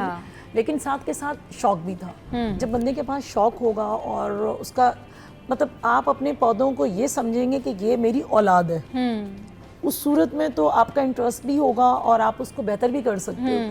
अब मेरे पास जो है ना कोई किसी कोशिश होती है कि मेरी एक्टिविटी ना हो, सैटरडे संडे मेरी कोई एक्टिविटी ना हो, फ्राइडे जिस दिन होगा जाऊंगी जल्दी से 12:30 बजे अगर चली गई तो शाम में मैं अपने प्लांट्स में, सैटरडे प्लांट्स में, संडे प्लांट्स में बैठी होती हूँ और मतलब इधर उधर देख रहे होंगे मेरे बच्चे, मम्मा सन ब्लॉक लगा लें। अरे भाई, कोई सन ब्लॉक नहीं लगाना, मेरे और साथ साथ मेरा माली चल रहा होगा और मैं उस पर डिपेंड नहीं करती। उसे पता है कि इन्होंने 3 दिन देना है, तो 4 दिनों में तो ना उनकी सफाई के मौके में वो उसको टाइम दे सकेंगे, कटिंग उनकी प्रॉपर होगी, हर चीज़। और बाकायदा मेरे पास तो इतना शौक है, इतना है कि मैंने घर के अंदर भी, स्पेशली स्नेक प्लांट्स है, वो घर के अंदर मैंने पानी के अंदर भी और पॉट्स के अंदर भी लगा रखा है, अपने रूम्स में और ड्राइंग रूम में मुख्तलिफ जगहों पे रखा हुआ है, क्योंकि वो हमें ऑक्सीजन जनरेट करके दे रहा होता है। तो वो चीज़ें रखी हुई हैं ताकि मेरे पास घर के अंदर भी ना कोई आर्टिफिशियल प्लांट नहीं है। शजरकारी की बड़ी अहमियत होती है। बहुत शुक्रिया सर, आप हमारे शो पर आए, मैम आप हमारे शो पर आई। और आज का शो आपको कैसा लगा, इसका फीडबैक आप हमारी सोशल साइट पर ज़रूर दीजिएगा और बताइएगा कि आपके घर में कितने प्लांट्स हैं और आप किस तरीके से जो है वो प्लांटेशन करते हैं। हंस रहिए, मुस्कुराते रहिए, देखना मत भूलिए। City at 10, keep watching City at 10।